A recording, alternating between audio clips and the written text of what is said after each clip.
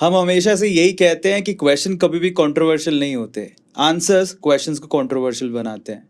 और आज के द अरविंद अरोड़ा शो के इस एपिसोड में हमारे मेहमान हैं सीए मुकेश शुक्ला जी, और इनसे आज हम लोग गुफ्तगू करेंगे, बहुत सारी बातें करेंगे स्टार्टअप इंडस्ट्री के बारे में और इनकी जर्नी के बारे में, और बहुत सारी चीज़ें हम इनसे जानेंगे। चलिए कॉन्वर्जेशन को शुरू करते हैं। Let's begin the Arvind Arora show next episode. Sir बहुत बहुत स्वागत है आपका। सर बड़ी इंटरेस्टिंग जर्नी है। मैं जब आपके बारे में जान रहा था, आपके बारे में स्टडी कर रहा था, तो बहुत सारे सवाल मेरे दिमाग में हैं।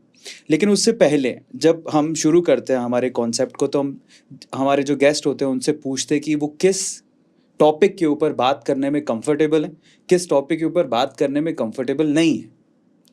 तो मैं आपको ऑप्शंस दूंगा एंड यू हैव टू से येस और नो। अगर आप कंफर्टेबल हैं, आपको कहना है हाँ कोई दिक्कत नहीं है, हम बात कर सकते हैं, अदरवाइज नहीं। तो शुरू करें आज की कॉन्वर्जेशन को। स्टार्ट करते हैं कॉन्वर्जेशन को। पहले इंटरेस्ट जान लेते हैं और उसके बाद आज के मेहमान के बारे में पूरी डिटेल में बात करेंगे। यार मजा आ जाएगा। चलिए सर, आपको सिर्फ इतना बताना है कि क्या आप स्पेशली आज के इस पूरे सेशन में पॉलिटिक्स के ऊपर बात करना चाहेंगे? नहीं। स्टार्टअप कल्चर, बिल्कुल। मीडिया के ऊपर बात करना चाहेंगे? कर सकते हैं। स्पिरिचुअल लाइफ के ऊपर? बिल्कुल। पर्सनल लाइफ के ऊपर? कर सकते हैं। युवाओं के जो प्रॉब्लम्स हैं उनके ऊपर? उसका सोल्यूशन ही हम दे रहे हैं, तो जरूर करेंगे। क्या बात। इंडियन मीडिया के ऊपर? मीडिया तो कवर ही हो गया, आपने कहा है मीडिया पे। ठीक है। आपकी पर्सनल लाइफ में, मैरिड लाइफ के ऊपर? नहीं। आपके कॉलेज लाइफ के ऊपर? कर सकते हैं। आप एंटरटेनमेंट इंडस्ट्री के ऊपर बात करना चाहेंगे? जी नहीं। इंटरनेशनल पॉलिटिक्स के ऊपर? जी नहीं। हॉलीवुड तो फिर रह गया, बॉलीवुड हॉलीवुड, उसमें आपका कोई इंटरेस्ट नहीं है आई थिंक? जी नहीं। इसके अलावा जो चार्टर्ड अकाउंटेंट हैं, जो उनकी सर्विसेज होती है या इंडिया में जो वो लोग कर रहे हैं, उनके ऊपर? कर सकते हैं। अपने यूथ के करियर के ऊपर? बिल्कुल। ट्रैवलिंग एंड फूड के ऊपर? जरूरत नहीं है। इसके अलावा फाइनली अनएम्प्लॉयमेंट या फिर अदर प्रॉब्लम्स ऑफ इंडिया, उसी का सोल्यूशन दे रहे हैं, जरूर करेंगे। ठीक है। एंड फाइनली आपकी पर्सनल लाइफ में आपकी हॉबीज, एडवेंचर एंड ऑल, उसके ऊपर? कर सकते हैं। क्या बात है। सो फाइनली सर ने बताया कि वो किसके किन टॉपिक्स के ऊपर वो कंफर्टेबल है बात करने में और किन टॉपिक्स में कंफर्टेबल नहीं है बात करने में। जिनमें इन्होंने कहा है कि हम कंफर्टेबल हैं, वो इनसे सवाल हम ज़रूर पूछेंगे, लेकिन जिनमें इन्होंने कहा है कि नहीं, हम कोशिश करेंगे कि उनका एक और दो सवाल पूछें और सर से कुछ निकालने की कोशिश करें। ये कंफर्टेबल क्यों नहीं है, ज़रा जान लेते हैं। चलिए आज की कॉन्वर्जेशन को सर शुरू करते हैं। फर्स्ट ऑफ ऑल, आपकी बड़ी इंटरेस्टिंग जर्नी है। एक चार्टर्ड अकाउंटेंट अचानक से यूथ एम्पावरमेंट में कैसे आ गया? फाइनली आपको क्यों लगता है कि इंडिया के यूथ को एम्पावरमेंट की ज़रूरत है? स्टार्टअप कल्चर को आप इतना ज़्यादा प्रमोट कर रहे हैं इंडिया में। ये आपकी जर्नी एकदम से स्वाइप कैसे हुई? आप चार्टर्ड अकाउंटेंट से यहाँ कैसे पहुँच गए?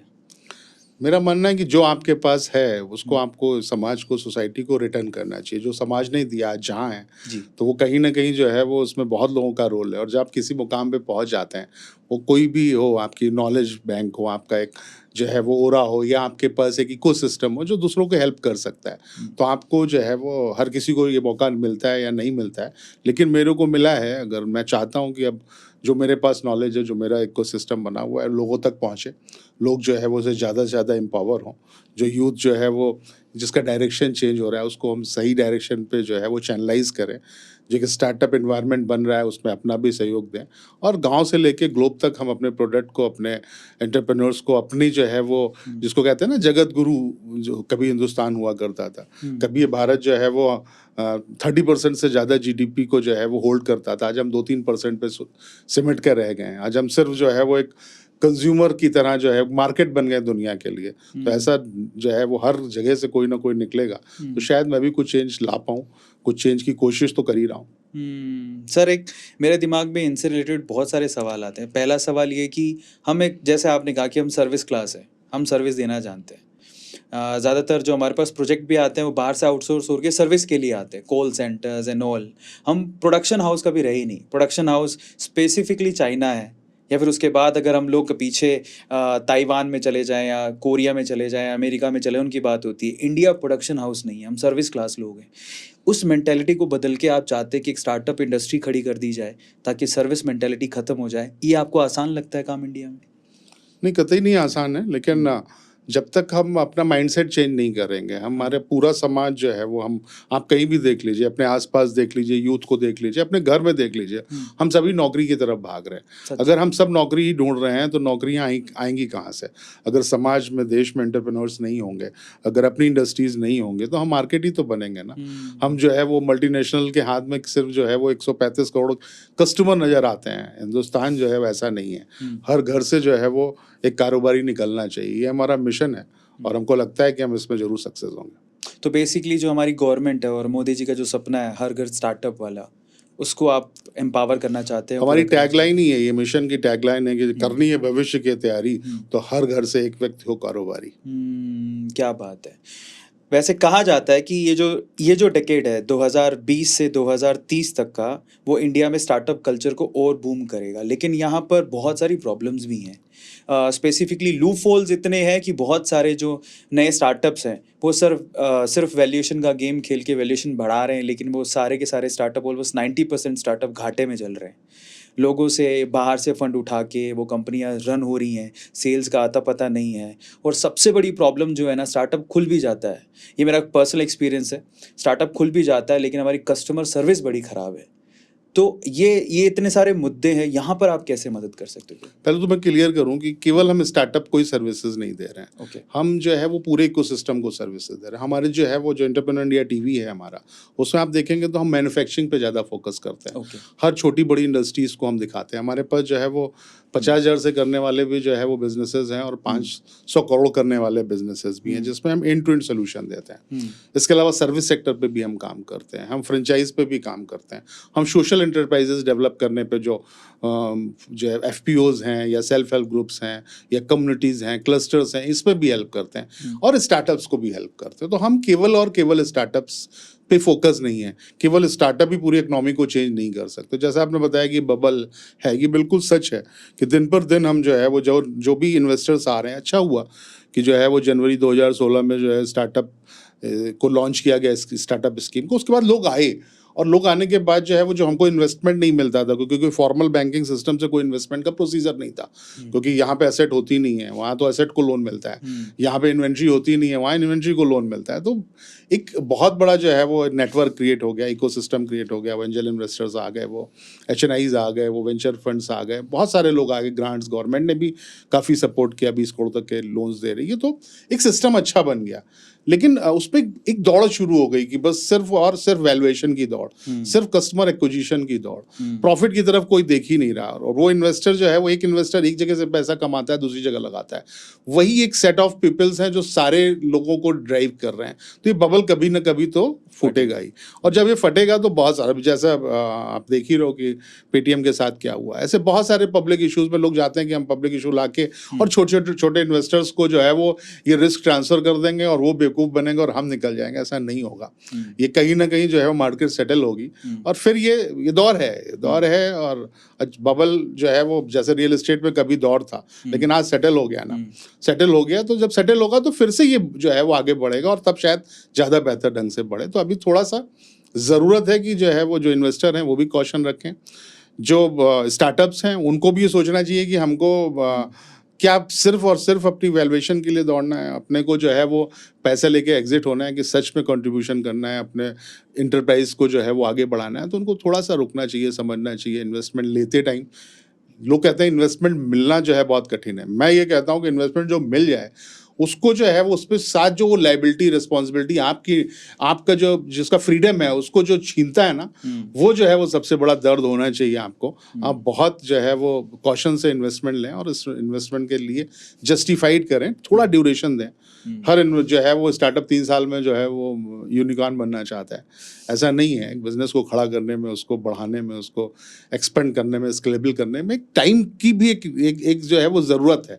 बहुत पैसा लगा के सब कुछ नहीं किया जा सकता। अभी क्या हो रहा है कि सब पैसा लगा के सिर्फ जो है वो नंबर्स बढ़ा रहे हैं, वैल्यूएशन बढ़ा रहे हैं, ये गलत है।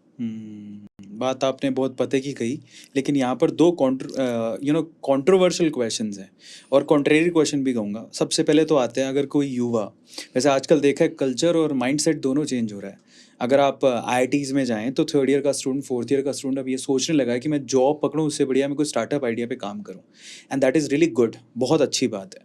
लेकिन एक प्राइवेट लिमिटेड कंपनी खोलना इंडिया में, उसके इतने ज़्यादा नॉर्म्स हैं जो कि बिना चार्टर्ड अकाउंटेंट के हो ही नहीं सकते। अगर आपका चार्टर्ड अकाउंटेंट नहीं है, फाइनेंस संभाल ही नहीं सकते। इतने ज़्यादा रूल्स एंड रेगुलेशंस हैं, मतलब इंसान का दिमाग ख़राब हो जाए, पर्सनली स्पीकिंग। और ठीक है, उसके बाद rules and regulation is also fine, पर इतना सब कागजी कार्यवाही करने के बाद बेचारा, उस कागजी कार्यवाही में काफ़ी पैसा लग जाता है सर। पहले उसको रजिस्टर कराओ, पता नहीं कितने MOAs, आपको पता ही कितने कितने पेपर्स लगते हैं। उसके बाद रजिस्टर भी कराता है, फिर उसके बाद जो फंड लेने की जो कार्यवाही है वो भी बहुत ही क्रिटिकल है। तो ये इतना ज़्यादा, ये जो पेपर वर्क है, ये अपने आप में कहीं ना कहीं उसका मोराल तोड़ देता है यार, इतना ज़्यादा पेपर वर्क। अरोड़ा जी, आप एक चार्टर्ड अकाउंटेंट से बात कर रहे हैं और आपको ये पता होना चाहिए कि जो है वो बहुत सिस्टम चेंज हो चुका है। आज की डेट में ऐसा नहीं है जिसको आप कह रहे हो कि कंपनी बनाने में बहुत टाइम लगता है, चार्टर्ड अकाउंटेंट के पास जाना चाहिए। GST, उद्यम, जो भी आपके पेटेंट, बहुत गवर्नमेंट कर रही है। मैं आपको एक एक एग्जाम्पल देता हूँ कि गवर्नमेंट ने जो है वो जब स्टार्टअप स्कीम को लॉन्च किया, जैसे आप जानते हैं स्टार्टअप कोई भी इनोवेटिव आप वैल्यू एडिशन कर रहे हैं कोई सर्विस या प्रोडक्ट में, तो आप स्टार्टअप में अपने को रजिस्टर करा सकते हैं। अगर वो स्टार्टअप टेक्नोलॉजी ड्रिवन है, वो पेटेंटेड है, अगर वो कोई वेल्थ क्रिएशन या जॉब को स्केलेबल कर रहा है, बड़े पैमाने प्रोवाइड कर रहा है, तो स्टार्टअप में रजिस्टर्ड हो जाता है। और मैं तो, मेरे पास आप आओ तो मैं तो जो है वो, आप कंपनी बना के लाओगे तो 2 दिन में कंपनी बना देंगे। अब कंपनी के साथ उसका जो है वो पैन नंबर भी मिल जाता है, पहले बहुत टाइम लगता था। GST ऑनलाइन फाइल होता है, हाँ आपके पास ऑफिस होना चाहिए, एक एड्रेस प्रूफ होना चाहिए, तो इतना टफ नहीं रह गया। फिर उसके बाद बहुत सारे जो है वो गवर्नमेंट बेनिफिट भी आपको देती है। आपको जो है वो 10 साल में 3 साल का टैक्स रिलीफ दे रही है। आप जो शेयर को आप जो है वो ओवर वैल्यू कराते हो, उस पर टैक्सेशन का रिलीफ है। अगर आप अपना कैपिटल गेन एग्जेम्प्ट करते हो तो उसका रिलीफ है। 9 ऐसे जो है वो बाईलॉज हैं जिनको जो है वो आप सेल्फ सर्टिफाई कर सकते हैं अगर आप स्टार्टअप हैं। अगर आप स्टार्टअप हैं तो आप जो है वो किसी भी गवर्नमेंट टेंडर में अप्लाई कर सकते हैं विदाउट एनी एक्सपीरियंस। आपको कोई एक्सपीरियंस जैसे नहीं होता, 3 साल का एक्सपीरियंस होना चाहिए, इतना टर्नओवर होना चाहिए, वो एग्जेम्प्ट करती है गवर्नमेंट। आपको जो है जेम पोर्टल पे प्रेफरेंस देती है। तो बहुत सारे, आपको 20 करोड़ तक, 20 लाख रुपए तक ग्रांट देती है। अगर आप स्टार्टअप हैं तो ग्रांट देती है 20 लाख रुपए तक किसी भी इन्वेस्टर के थ्रू। 20 करोड़ तक का जो है वो आपको लोन देती है। तो बहुत सारी चीजें जो हैं वो, कभी कभी क्या होता है ना कि फैसिलिटेशन सेंटर बना रखे हैं जहां पे आप जाके इसको अपने जो भी आपके पेटेंट या आपके ट्रेडमार्क फाइल होने हैं या आपको वहाँ फैसिलिटेशन सेंटर, आप जाइए और नेट पर ढूंढिए तो हिंदुस्तान के हर कोने में फैसिलिटेशन सेंटर है। तो ये बहुत सारी चीज़ें तो सिर्फ इसलिए होती हैं कि गवर्नमेंट कुछ नहीं कर रही। अगर हम लोग मोदी जी को जो है वो घर में बैठ के चाय पीते टाइम क्रिटिसाइज कर सकते हैं, पर कभी कभी जो है आपको तारीफ भी आपको करनी चाहिए। हिंदुस्तान में हम लोग जो है वो हर तरफ गंदगी फैलाते थे। एक आदमी एक मिशन लेके आया, आज आप एक कागज फेंकते हो तो आपको याद आ जाता है नहीं, फेंकना नहीं चाहिए। एक आदमी स्टार्टअप स्कीम लेके आया, इससे पहले 2016 से पहले कोई हिंदुस्तान में जानता था कितने स्टार्टअप्स हैं? कोई स्टार्टअप्स का नाम नहीं जानते थे। मैं चार्टर्ड अकाउंटेंट से होके भी बहुत लोगों से बात करता था तो कहते थे होता क्या है, और आज भी नहीं जानते। आज भी वो कहते हैं स्टार्टअप का मतलब कोई भी दुकान खोल लो वो स्टार्टअप है। ऐसा नहीं है, आपको स्टार्टअप की कैटेगराइज में रजिस्टर्ड करना पड़ेगा तब आप स्टार्टअप हो। तो आपको लोग जो है वो सिर्फ कंप्लेंट नहीं करनी चाहिए। आज इतने सारे जो है वो जॉब क्रिएट्स हो रहे हैं स्टार्टअप्स के थ्रू, इतना सारा जो है वो यूनिकॉर्न्स निकल रहे हैं, तो कहीं ना कहीं सोसाइटी को ये जो है वो हेल्प कर रहे हैं। तो ये गवर्नमेंट अगर नहीं है, गवर्नमेंट का काम क्या है, लीडर का काम क्या है? अगर आप लीडर बने तो आप क्या कर सकते हैं? 2 आदमी की हेल्प कर सकते हैं, 200 की कर सकते हैं, 2000 की कर सकते हैं। हर घर तक नहीं पहुंच सकते, हर आदमी तक नहीं पहुंच सकते, लेकिन आपका विजन हर घर पहुंच सकता है, आपका मोटिवेशन हर घर में पहुंच सकता है। एक लीडर जो है वो एक जो है वो वे फॉरवर्ड देता है। आज देखिए स्टार्टअप उधर निकल चुके हैं, तो बहुत सारी चीजें हाँ करने की जरूरत है। टैक्सेशन कंप्लायंसेस हैं, कंप्लायंसेस ज्यादा हैं। एंट्री जो है वो आसान है, शायद आपका वो था, कंप्लायंसेस थोड़े बहुत ज्यादा हैं, वो धीरे धीरे कम होंगे। उस पर भी काम कर रही है गवर्नमेंट, और मानना है कि अब जो है वो सारा कुछ ऑटोमेटेड हो चुका है। तो आप क्या खा रहे हैं, क्या पहन रहे हैं, क्या खर्च कर रहे हैं, सब गवर्नमेंट को पता है। और नहीं पता है तो जाने वाले समय में ऐसा होगा कि वो आपका बैलेंस शीट बना के देगी और कहेगी इस पे साइन कर दो, बस आपको कोई काम करने की जरूरत नहीं है। तो कंप्लायंसेस भी कम हो जाएंगे। अभी कंप्लायंसेस बहुत हैं, तो एक ऐसा दौर भी आएगा, हम आप यहीं बैठेंगे और फिर बात करेंगे, तो आपको ऐसा भी दौर आएगा कि आपका रिटर्न जो है वो बन के आएगा और आपको सिर्फ वेरीफाई करना होगा। तो टेक्नोलॉजी से बहुत कुछ चेंजेस हैं। अभी कंप्लायंसेस ज्यादा हैं, वो मैं एडमिट करता हूँ। ठीक है, बहुत बढ़िया, आप एडमिट भी कर रहे हैं और आप बता भी रहे हैं। नहीं, मैं क्रिटिसाइज नहीं कर रहा हूँ, खैर हम लोग इस चेयर के इस तरफ हैं और सवाल पूछने वालों में से। मेरे को लोग कहते हैं आप जो है एंटरप्रेन्योरशिप के विकिपीडिया हैं। हाँ। ऐसा लोग कहते हैं, मैं नहीं मानता, मैं तो सीख रहा हूँ। तो आपकी आप कोई भी क्वेश्चन कहीं से भी पूछ सकते हैं, किसी भी गवर्नमेंट स्कीम के बारे में, किसी भी बिजनेस मॉडल के बारे में। लोग 2-4 बिजनेस मॉडल कहते हैं ना, हमने जो है वो 30 बिजनेस मॉडल पे, बिजनेस सेक्टर्स पे स्पेशलाइजेशन कर रखा है, उसमें 2000 इंडस्ट्रीज है। तो आप कहीं से कुछ भी पूछ सकते हैं। मैं ये नहीं कहता कि मैं जो है वो, लेकिन कोशिश जरूर करूंगा आपको सेटिस्फाइड जवाब देने के लिए। तो अब जैसे आपने कहा कि लोग आपको स्टार्टअप का विकिपीडिया कहते हैं, बिजनेस का विकिपीडिया लोग कहते हैं, मैं नहीं मान रहा, मैं तो सीख रहा हूँ। हाँ, पर कुछ रीज़न होगा ना उसके पीछे फॉर श्योर। तो मेरे दिमाग में अभी एक सजेशन आया, छोटा सा सजेशन है कि क्या है, हम लोग एक बंद कमरे में, यहाँ पर कितने युवा हैं, 3 4 5 लोग हमारी टीम के हैं, वो आपसे कुछ सीख रहे हैं। लेकिन जो रियल युवा है, देखो हम तो स्टार्टअप की पता नहीं सोचेंगे नहीं सोचेंगे, लेकिन जो कॉलेजेस में बैठा युवा है जिसके पास एक प्रॉब्लम का सोल्यूशन है, लेकिन उसका सीए चार्टर्ड अकाउंटेंट बैकग्राउंड नहीं है, उसका फाइनेंस बैकग्राउंड नहीं है, वहीं पे सबसे बड़ी बात फंसती है।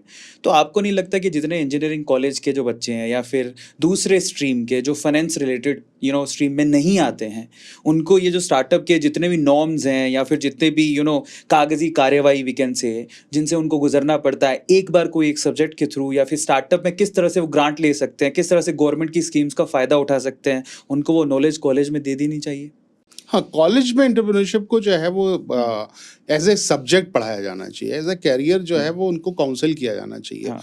और कहीं ना कहीं एक पेपर ज़रूर होना चाहिए, क्योंकि जब आप आईआईटी करके भी स्टार्टअप बन रहे हैं, आप मेडिकल करके भी स्टार्टअप बन रहे हैं, आप जो है वो एमबीए और बीकॉम करके भी स्टार्टअप बन रहे हैं, तो फिर आपको एक ये सब्जेक्ट होना चाहिए कि लोगों को एंटरप्रेन्योरशिप के बेसिक्स के बारे में पता हो। लोगों को ये नहीं पता होता कि कंपनी क्या होती है, फर्म क्या होती है, ट्रस्ट क्या होती है, सोसाइटी क्या होती है। कंपनी बना रहे हैं, वो प्रोप्राइटरशिप को भी कंपनी समझते हैं। फिर उनको ये नहीं पता होता है कि हम जो है वो जो भी रजिस्ट्रेशंस हैं वो बेसिक फॉर्मेलिटीज़ हैं जो आपको करनी है। ऐसा कुछ नहीं है स्टार्टअप आप मेरे पास आइए तो मैं आपको 7 दिन के अंदर 10 दिन के अंदर स्टार्टअप रजिस्टर्ड करा दूंगा। एक कंपनी बनाने के लिए बहुत नॉमिनल खर्चा आता है। एक आप बिजनेस प्लान होगा आपके पास, कुछ उस बिजनेस प्लान का एक पीपीटी बना लीजिए। अगर आपने कोई मोबाइल ऐप या कोई पोर्टल बना रखा है, उतना लेके मेरे पास आ जाइए, मैं स्टार्टअप में फाइल करूंगा। अगर आपको टैक्स रिलीफ चाहिए तो आपको थोड़ा सा टाइम लगता है। अगर केवल सर्टिफिकेशन चाहिए तो विद इन 7 डेज या 5 डेज आ जाता है। सारे रजिस्ट्रेशन जो वो है वो ऑनलाइन ही फाइल होता है। सारे इनक्यूबेटर्स जो है वो, मैं ये नहीं है, बहुत सारे इनक्यूबेटर्स ये सपोर्ट दे रहे हैं, फैसिलिटेशन सेंटर दे रहे हैं। तो लेकिन उनको क्योंकि पता नहीं है क्या करना है, उनको पता ही नहीं कंपनी क्या होती है, इसलिए वो डरते हैं। अगर जैसे मैं अगर मेडिकल प्रोफेशन में जाऊं तो मेरे लिए कोई अगर वो टेक्नोलॉजी यूज करते हैं या बात करते हैं तो मेरे को लगता है ये आउट ऑफ कोर्स है, ये क्या है। सेम जो है वो इसको आउट ऑफ कोर्स नहीं समझना चाहिए। अब ये धरातल पे आ गया और हम आप सबके जीवन में आ गया है, तो इसको हर जगह जो है वो एंटरप्रेन्योरशिप को कोर्स में as a subject, as a project, as a curriculum डालना चाहिए और ये ज़रूरत है। पर कितने लोग, कितने स्टूडेंट आपके पास आएंगे, मुकेश जी के पास आएंगे और कहेंगे मुझे ये प्रॉब्लम है। जब आप इतना नॉलेज रखते हैं तो, और गवर्नमेंट से आप बहुत ही करीब भी हैं, मतलब मुझे लगता है सिस्टम में आप सारे काम भी करवा सकते हैं, तो क्यों ना एक ऐसा ऐसी मुहिम चालू की जाए जिसमें जो युवा है वो इन सब कंप्लायंसेस के बारे में समझ पाए।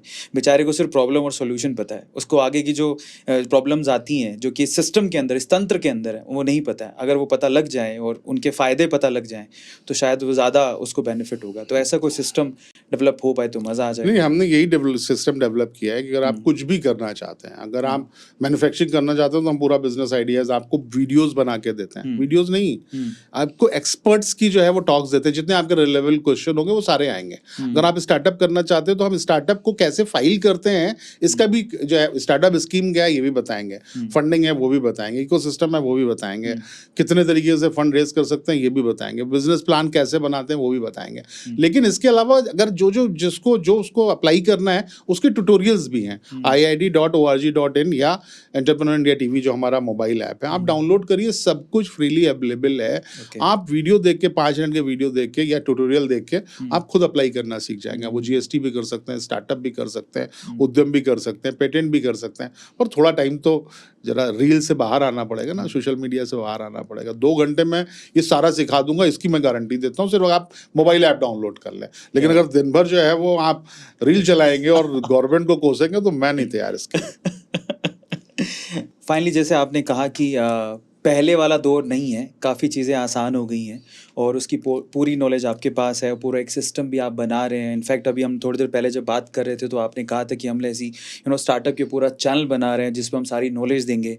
तो अगर कोई युवा अगर आपको अभी देख रहा है और उसके पास कोई प्रॉब्लम का सॉल्यूशन है, वो एक स्टार्टअप करना चाहता है, तो शुरू से लेके अंत तक आप उसकी कैसे मदद करेंगे, वो आप एक बार बता दें कि वो कहाँ जाए, कैसे जाए, उसको पूरे कंप्लायंसेस या पूरी चीज़ों के बारे में कैसे आप हेल्प करेंगे, गवर्नमेंट स्कीम्स के बारे में कैसे हेल्प करेंगे, एक बार बता दें, ब्रीफ कर दें तो मज़ा आ जाएगा सर। तो जैसे मैंने बताया कि iid.org.in हमारा पोर्टल है और एंटरप्रेन्योर इंडिया लाइव हमारा जो है वो मोबाइल ऐप है। इसमें अगर आपको पहले सेक्टर्स को डिसाइड करना पड़ेगा, मैन्युफैक्चरिंग में जाना चाहते हैं आप, सर्विस सेक्टर में जाना चाहते हैं, फ्रेंचाइज मॉडल में जाना चाहते हैं, आप स्टार्टअप्स लॉन्च करना चाहते हैं, तो स्टार्टअप्स में भी अलग अलग सेक्टर्स हैं हमारे पास। आप एजुटेक में जाना चाहते हैं, आप फिनटेक में जाना चाहते हैं, आप एग्री में जाना चाहते हैं। सेम जो है वो मैन्युफैक्चरिंग में भी हमारे पास 30 सेक्टर्स हैं कि आप एग्रीकल्चर से शुरू करेंगे, फूड टेक से शुरू करेंगे, या आप वेस्ट मैनेजमेंट में जाएंगे, सीमेंट में जाएंगे, प्लास्टिक में जाएंगे, सोलर में जाएंगे, रिन्यूएबल एनर्जी में जाएंगे। ऐसे 30 सेक्टर्स हैं। अगर आपके पास कोई आइडिया है और यह आइडिया नहीं है तो आप जो है वो जाएं और उस सेक्टर में रजिस्टर्ड हो और वहाँ से आइडिया लें, क्योंकि हर सेक्टर में जो है वो 30 से 100 तक जो है वो इंडस्ट्रीज़ हैं जिनको आप पढ़ के समझ सकते हैं कि इस सेक्टर में क्या किया जा सकता है। अगर आपके पास उसके बाद भी आइडिया नहीं है तो आप हमारा यूट्यूब चैनल है एंटरप्रेन्योर इंडिया टीवी, उसको आप देख सकते हैं, जहाँ पे हम 3 से 4 डॉक्यूमेंट्रीज रोज डालते हैं, हर वीक डालते हैं, जिससे कि आपको हर इंडस्ट्री का एक आइडिया मिलेगा कि क्या है। फिर उसके बाद भी जो है वो हम डेली बिजनेस पाठशाला लगाते हैं। जैसे आपने कहा ना कि कैसे इस सिस्टम को शुरू करेंगे, तो बिजनेस पाठशाला एक हमारा जो है वो चैनल भी है और हम जो है वो 3 बजे से 5 बजे तक आपके क्वेश्चंस लेते हैं किसी एक्सपर्ट से। डेज बटे हुए हैं, किसी दिन आपको टैक्सेशन में बात करेंगे, कभी कंप्लाइंसेस में बात करेंगे, कभी रजिस्ट्रेशन में बात करेंगे, कभी बैंकिंग पे बात करेंगे, तो वहाँ भी आप जा सकते हैं। तो ये सारा कुछ जो है वो, और बाकी आप किसी के पास भी जा सकते हैं, जो भी इनक्यूबेटर्स हैं, वो इनक्यूबेटर्स एक नॉमिनल फीस पे आपको जो है वो, जो स्टार्टअप के लिए चाहिए, सबसे पहले आपका आइडिया होना चाहिए। उस आइडिया के अकॉर्डिंग आप एक ऑब्जेक्ट डिसाइड करेंगे, उस ऑब्जेक्ट के हिसाब से एक कंपनी फॉर्म करेंगे। वो कंपनी जो है वो स्टार्टअप में प्राइवेट लिमिटेड या जो है वो LLP होनी चाहिए। आप पार्टनरशिप फर्म भी बना सकते हैं, लेकिन प्रेफरेबली आपको प्राइवेट लिमिटेड कंपनी बनानी चाहिए। उस प्राइवेट लिमिटेड कंपनी के बायलॉज बनते हैं जो आपको एक बार देख लेने चाहिए, सेट ऑफ स्टैंडर्ड होते हैं, उसके हिसाब से आप फाइल करेंगे तो आपकी कंपनी बन जाएगी और आपका पैन नंबर आ जाएगा। उसके बाद किसी भी एड्रेस पे आप किसी भी बैंक के पास जाके एक बैंक अकाउंट खुला सकते हैं। उसके बाद आप GST के लिए अप्लाई करें, वो भी ऑनलाइन होता है, और एक आप MSME या उद्यम का रजिस्ट्रेशन ले लें। आपका जो पिच डेक है, आपकी जो आपका आइडिया है, उसका एक PPT बना लें। अगर आपने मोबाइल ऐप बना रखा है या पोर्टल बना रखा है तो उसका लिंक दे दें और स्टार्टअप के लिए अप्लाई कर दें और आप स्टार्टअप में रजिस्टर्ड हो जाएंगे। सारे बेनिफिट्स आपको मिलेंगे। ये एक सिंपल प्रोसीजर है।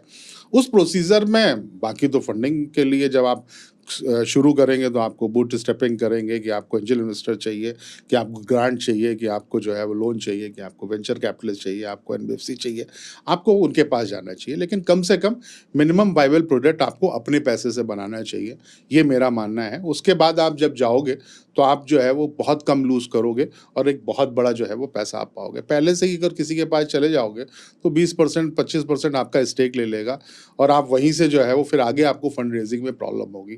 तो मेरा मानना ये है कि कुछ फंड जो है वो आप अपना लगाएं, एक बार जो है वो मिनिमम वाइबल जो है वो प्रपोजिशन प्रोडक्ट बना लें, उसको मार्केट में जस्टिफाई कर लें, उसके बाद आगे बढ़ें। हम आपके साथ हैं और बहुत सारे लोग जो है वो हमारे जैसे और भी इसमें काम कर रहे हैं। आप किसी के पास भी जा सकते हैं। क्या बात है। सो फाइनली आपको समझ में आया होगा और धीरे धीरे आपको और भी चीज़ें जानने को मिलेंगी जैसे आप पूरा सेशन देखोगे। और जितने भी कॉन्टैक्ट डिटेल्स हैं सर से कॉन्टैक्ट करने की, किस तरह से आप इनसे टच में आ सकते हैं, बाकी चीज़ें जान सकते हैं, वो डिस्क्रिप्शन बॉक्स में हम लोग दे देंगे। सर अगले कुछ क्रिटिकल सवालों की तरफ चलते हैं। बिल्कुल। देखो अभी हम लोग बात कर रहे थे बबल बर्स्ट होने की, ये इस डेकेड में पहले 2 साल पहले तक तो काफ़ी अच्छा चल रहा था जब तक पेंडेमिक था। लेकिन पेंडेमिक ख़त्म होते ही एक सेक्टर ऐसा है जिसका बबल बस्ट होने की खबरें अब धीरे-धीरे सामने आने लगी हैं, वो है एडटेक। एडटेक में अगर आप बात करें, लिटरली ले ऑफ तो हर जगह ही हो रहा है, लेकिन एडटेक में बहुत ज़्यादा हो रहा है। और इंडिया में एक एडटेक जायंट है, नाम ले लेता हूँ बैजूस। उसके उसके पीछे पीछे फॉलो करती हुई कंपनी है जो कि यूनिकॉर्न बनी है, वो अनअकैडमी है, वेदांतु हैं और भी बहुत सारी हैं। सो ये 3-4 और ऐसी खबरें अंदर की कभी भी ले ऑफ तो उनका चल ही रहा है, बबल भी बर्स्ट हो सकता है, जो दिख रहा है वो एक्चुअली है ही नहीं, प्रॉफिट्स नहीं है, सेल्स भले ही हों लेकिन सेल के पीछे जो मार्केटिंग जो एक्सपेंसेस हैं वो काफ़ी ज़्यादा हैं। कल को वो एडटेक का बबल बर्स्ट हुआ, पूरी इंडस्ट्री अंदर से हिल जाएगी। स्टार्टअप कल्चर का क्या होगा इंडिया में? हर बिजनेस से कुछ प्रिंसिपल होते हैं। पहला प्रिंसिपल होता है कस्टमर सेटिस्फेक्शन, सबसे बड़ा प्रिंसिपल। अगर आपका कस्टमर सेटिस्फाइड नहीं है तो कितना भी आप उसके चारों तरफ नेटवर्क बना लें, अल्टीमेटली एक दिन वो आपको फर्स्ट यूजर मिल जाएगा, सेकंड मिल जाएगा। आप किसी बायजू के कस्टमर के पास से जाके पूछिए, आपको फीडबैक पता चलेगा। आप कितना इन्वेस्टमेंट कर लो, बायजू या किसी की बात नहीं कर रहा हूँ, लेकिन अगर आपको लगता है कि 10 लोगों से मिलने हैं, अगर आप रिसर्च करते हो तो 10 लोगों से मिलिए जो उनके कस्टमर्स हैं, और अगर आपको लगता है कि हाँ 8 लोग सेटिस्फाइड हैं तो ठीक है। लेकिन अगर 8 लोग डिससेटिस्फाइड हैं तो एक ये बड़ा रीज़न है। इसके अलावा ये भी रीज़न है कि बहुत जल्दी, जो मैंने आपसे पहले कहा था, हर आदमी को बस बहुत जल्दी जो है वो बहुत बड़ा फंड क्रिएट करना है, बहुत जो है वो हर तरफ भाग है कि लगी हुई, रेस लगी हुई, पर सिस्टम अपने आप में टाइम लगता है। अगर आप एक ऑफिस भी खोलते हो, आप एक सिस्टम में आते हो कि मैं ट्यूशन के लिए ऑफिस खोलूंगा, तो उसको खुलने में, मैच्योर होने में कुछ तो टाइम लगता है। आप पैसे फेंक के सब नहीं काम कर सकते, बहुत तेजी से लोग भाग रहे हैं और सिर्फ जो है वो अपने नंबर्स बढ़ाना चाहते हैं। और क्यों बढ़ाना चाहते हैं? क्योंकि उनको फंड चाहिए, उस फंड को बर्न करना है, उनका बर्निंग रेट बढ़ गया है। ये कहीं भी आपने पहले सुना था कि कन्वेंशनल मेथड में? तो ये कहीं ना कहीं तो उसका करेक्शन होना चाहिए और ये जरूर होगा। और मेरे को लगता है कि लोग जब फेल होंगे तब वो सीखेंगे। हर चीज को टाइम देना चाहिए। आप एजुकेशन के लिए 17 साल देते हैं, बिजनेस को 17 दिन में करना शुरू करना चाहते हैं और बस 17 महीने में जो है वो यूनिकॉर्न बनना चाहते हैं। पर इसमें एक छोटी सी, सॉरी मैं इंटरप्ट कर रहा हूँ आपको, ये करेक्शन कौन करेगा? क्या ये करेक्शन सिस्टम करेगा? ऐसे जब स्टोरीज बनेगी ना लोग, तो तब उनको समझ में आएगा। 3 ही तो फेस होते हैं ना। सबसे बड़ा फेस कौन है? स्टार्टअप। उसको फंड मिलना कम हो जाएगा। उसकी तब जब उसको समझ में आएगा कि रेस को थोड़ा सा लगाम देनी चाहिए, ये तरीके ठीक नहीं है। इन्वेस्टर जो है वो अभी, क्योंकि सब तरह से फंड बढ़ रहे हैं, रेट बढ़ रहे हैं, जो है वो अपना पैसा कमा रहा है। जिस दिन उसने 4 जगह से पैसा कमाना बंद किया, वैसे वो थोड़ा सा कौशल लेगा ना। और तीसरा पब्लिक। तो गवर्नमेंट इसमें, गवर्नमेंट का कोई रोल नहीं है। गवर्नमेंट बिजनेस नहीं करती ना, बिजनेस कराती है। वो तो कहती है आपके लिए जो है वो मिशन बनाती है और एक इकोसिस्टम, सपोर्ट सिस्टम क्रिएट करती है। गवर्नमेंट का काम बिजनेस करना नहीं है, और बिजनेस अपने आप से ऐसे ही मैच्योर होता है। लेकिन सर अगर किसी यूनिकॉर्न, सो कॉल्ड यूनिकॉर्न की भी डेफिनेशन मैं आपसे जानना चाहूँगा, थोड़ी देर में उसके बारे में बात करेंगे। पर ये जो सो कॉल्ड यूनिकॉर्न है, अगर वो शाहरुख खान को अपना फेस बना ले, इंटरनेशनल लेवल पे मेसी को अपना फेस बना ले, जनता को क्या पता, या इन्वेस्टर्स को क्या पता? वो तो देख रहे शाहरुख खान प्रमोट कर रहा है या फिर ये अपना मेसी प्रमोट कर रहा है, लगाओ फंड, तो वो तो खर्चा कर रहे हैं। उनका तो काम एकदम एकदम फेस वैल्यू पे ही जा रहा है सब पैसा। उनको नहीं पता अंदर से प्रॉफिट कितना है या फिर क्या सेल मचा रहे हैं लोग। ये बंद तो होगा ही नहीं कभी। पैसा आएगा, बर्न करेंगे, सेलिब्रिटी को खड़ा करेंगे। क्या ये आपको नहीं लगता कि सेलिब्रिटी को भी समझना चाहिए कि मैं किसको, सिर्फ पैसा देख के हर कोई आ रहा है, प्रमोट कर रहा है और अंदर से सब चीज़ें खोखली हैं, सर्विसेज हैं ही नहीं, रुकने वाला है ही नहीं है। नहीं, कहीं ना कहीं गवर्नमेंट को ये सोचना चाहिए। यहाँ पे तो मैं आपकी बात से सहमत हूँ कि बहुत बड़े बड़े लोग जो है वो सेलिब्रिटी जो आके और किसी प्रोडक्ट को इंडोर्स कर देते हैं और लोग बेवकूफ़ बन जाते हैं। यहाँ पे कहीं ना कहीं उस प्रोडक्ट के पीछे उनको जाना चाहिए, सेलिब्रिटीज़ को भी और गवर्नमेंट को भी जो है वो ये रिस्ट्रिक्शंस लगाने चाहिए कि अगर आप किसी को प्रमोट कर रहे हो तो आपके पास कोई बेसिस होना चाहिए। सिर्फ आप इसलिए प्रमोट कर रहे हैं कि आपका फेस दुनिया जानती है और आपका फेस आ जाएगा तो लोग बेवकूफ़ बन जाएंगे। इस पर भी कभी ना कभी रिस्ट्रिक्शन आना चाहिए। मैं आपसे तीखे सवाल इसलिए पूछ रहा हूँ क्योंकि सर नीचे के जो लोग हैं ना, बेसिकली देखो, IITians की बात अलग है, उनका माइंडसेट अलग होता है, वो एक प्रॉब्लम पे काम करते हैं। लेकिन ज़्यादा लोकल कॉलेज के बच्चे हैं, उनमें से ज़्यादातर बच्चों के यही है कि देखो फंडिंग उठाई, कहाँ पहुँच गया, वो बात ये सोचते नहीं है कि प्रॉब्लम और प्रॉब्लम के सॉल्यूशन और इसमें बहुत सारा प्रोसेस होता है, उस प्रोसेस को प्यार नहीं है उनको। फंडिंग उठाओ फटाफट से, कोई भी रद्दी आइडिया लेकर आओ, फंडिंग उठाओ, फिर पैसा लूट के भाग जाओ। देखो मैं हमेशा जो है वो पॉजिटिव बात करता हूँ। किसी को देख के कोई सीखना तो शुरू किया ना, एटलीस्ट आगे पढ़ना तो शुरू किए। तो मेरा मानना है कि अगर ये अच्छी बात भी है कि लोग किसी को देख के, यूनिकॉर्न्स को देख के, बहुत सारे लोग 100 लोग तैयारी करेंगे तो 10 लोग आगे बढ़ेंगे, 10 में 2 लोग सक्सेस भी पाएंगे। तो ये अच्छा है, बढ़ना चाहिए। पर as a customer point of view सोचिए कि आप अगर कस्टमर हो तो आप किसी की शक्ल देख के क्यों खरीदते हो? पहले प्रोडक्ट उससे पूछो ना, जो यूजर है उस यूजर से कंफर्मेशन लो। आजकल ट्रायल वर्जन आते हैं, बहुत सारी चीजें आती है। आप 10 लोगों से पूछोगे तो आपको पता चल जाएगा ये प्रोडक्ट नहीं है अच्छा। सर सबकी खरीद फरोख्त होती है, पर सिर्फ नाम से आप खरीदते हो तो मैं तो ऐसा नहीं हूँ। मैं तो ऐसा कुछ भी काम नहीं करता कि मैंने इसमें देख लिया कि शाहरुख खान साहब है तो मेरे को खरीदना चाहिए, यूज करना चाहिए। पर जो है वो कस्टमर को भी समझना चाहिए और सेलिब्रिटी को भी समझना चाहिए। चलो कस्टमर को ये ज्ञान कैसे आएगा जरा उसको भी समझ लेते हैं। अब देखिए मानिए अमेजोन की बात कर लेते हैं। अब अमेजोन, अब आपको पता ही है अमेजोन पे सारी चीज़ें मिलती हैं और इसके लूप होल भी कंपनियों ने समझ लिए हैं। क्या कि कस्टमर सबसे पहले प्रोडक्ट है, नया है, लेकिन प्रोडक्ट के नीचे अगर 5000 लोगों ने रेटिंग दे रखी है और नीचे 5 स्टार दे रखे हैं तो वो प्रोडक्ट भले ही रद्दी हो, जनता ज़्यादा ऑर्डर करती है। इसके लूप होल भी देख लिए और कहीं ना कहीं बड़ी बड़ी कंपनियां इसमें शामिल हैं कि ये इनको भी मैनिपुलेट करते हैं, नीचे रेटिंग्स को भी मैनिपुलेट कर दिया जाता है। या फिर ऐसे लोग बिठाए हुए जो कि फेक रेटिंग्स देते हैं जिसमें प्रोडक्ट बिकता है और जो अच्छा माल है, अच्छा प्रोडक्ट है, वो पीछे रह जाता है। तो इनमें भी कोई रेगुलेशंस नहीं है। आदमी करेगा तो करेगा क्या? आम इंसान को क्या पता कि कौन सा अच्छा है कौन सा बुरा? वो तो शाहरुख खान को देखेगा या आमिर खान को देखेगा और वो खरीद लेगा। बाद में पता लगेगा हमें तो नुकसान हो गया। वहाँ कैसे रोकेंगे इसको? नहीं, ऐसी एजेंसियां जो फेक काम कर रही हैं उन पर रिस्ट्रिक्शन गवर्नमेंट को लगाना चाहिए, कहीं ना कहीं आना चाहिए। पर अल्टीमेटली कस्टमर को समझ में आ जाता है। फर्स्ट टाइम आप कोई भी किसी को एक बार बेवकूफ़ बना सकते हैं, रेगुलर बेवकूफ़ नहीं बना सकते। और वो कंपनियां जो है वही कहा ना कि मतलब 2 साल 3 साल का स्पैन है, ऐसी कंपनियां गिरेंगी और आपको जो है वो पता चल जाएगा और पता चलने लगा है आपको। तो जिसको आगे दौड़ना है उसको कस्टमर को सेटिस्फाइड करना है, प्रोडक्ट पे काम करना है।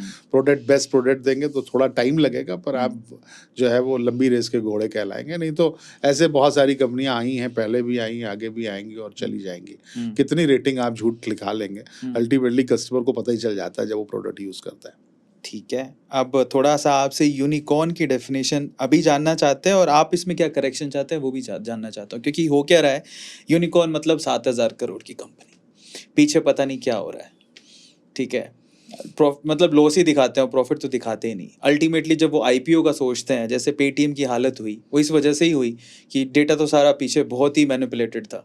तो आप क्या करेक्शन करना चाहते हैं इसके अंदर, या फिर जो चल रहा है ठीक है? नहीं, डिफिनीशन में क्या करेक्शन कर लेंगे कि अगर आप भाई यूनिकॉर्न नाम दिया है और उसकी वैल्यूएशन होगी। हाँ, वैल्यूएशन जो हो रही है उसके मेथड्स पे कैलकुलेशन को जो है वो इन्वेस्टर को चाहिए।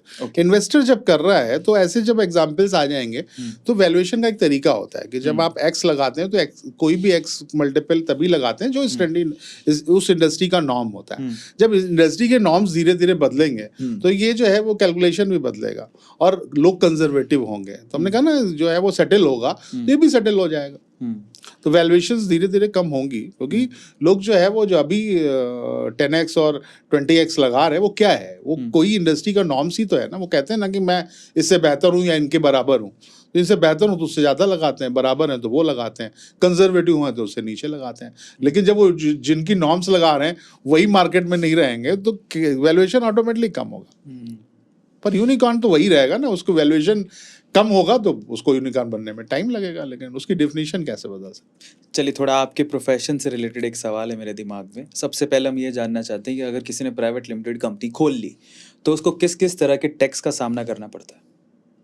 नहीं, टैक्स तो 2 ही टैक्स हैं। एक डायरेक्ट टैक्स और इनडायरेक्ट टैक्स है। अगर आप जो इनकम करते हैं, आप कमाते हैं, उस पर आपको जो है वो इनकम टैक्स देना पड़ता है। जो आप इंडिविजुअल रिटर्न फाइल करते हैं तो इंडिविजुअल पे जो आपकी इनकम आती है उस पर आपको टैक्स देते हैं। ऐसे कंपनी जो अपने सारे खर्चे घटाने के बाद जो बचता है उस पर उसको टैक्स देना होता है। और एक होता है जो है वो इनडायरेक्ट टैक्स, जिसको हम जीएसटी कहते हैं, जो आपको किसी और से कलेक्ट करके देना होता है। आप जो है वो कलेक्शन एजेंट है, वो आपका टैक्स नहीं है।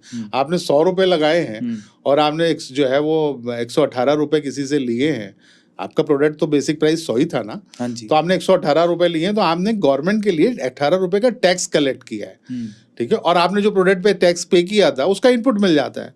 तो दो टैक्स है ही नहीं, बेसिकली आपका टैक्स इनकम टैक्स ही है। दूसरी जगह आप एज ए कलेक्शन एजेंट काम कर रहे हैं जो दूसरे से टैक्स ले रहे हैं, और आगे वही करता है, वो भी जो उसने बिल आपको किया है तो उसका इनपुट भी उसमें से घटा हुआ है, जो उसने रॉ मटेरियल परचेज किया, सर्विसेज परचेज की है, उसमें उसका टैक्स घटा हुआ है। तो ओवरऑल आप देखें तो टैक्सेशन जो है वो यही दो फार्मूले हैं, रेट डिफरेंट होते जाते हैं। और मैं वही कहता हूँ ना, लोग नॉलेज नहीं गेन करते हैं। मतलब इंडस्ट्री लगाने जा रहे हैं और स्टार्टअप बनना जा रहे हैं, उनको बेसिक डिफरेंस नहीं पता है कि इनकम टैक्स और जीएसटी में डिफरेंस क्या है। तो ऐसा मत करो भाई, कुछ नॉलेज गेन करो, कुछ रिसर्च करो, कुछ स्टडी करो, फिर बिजनेस करो। सर इसीलिए आप यहाँ पर हैं, और आज पहली बार मुझे भी समझ में आया कि जीएसटी एक्चुअली क्या होता है।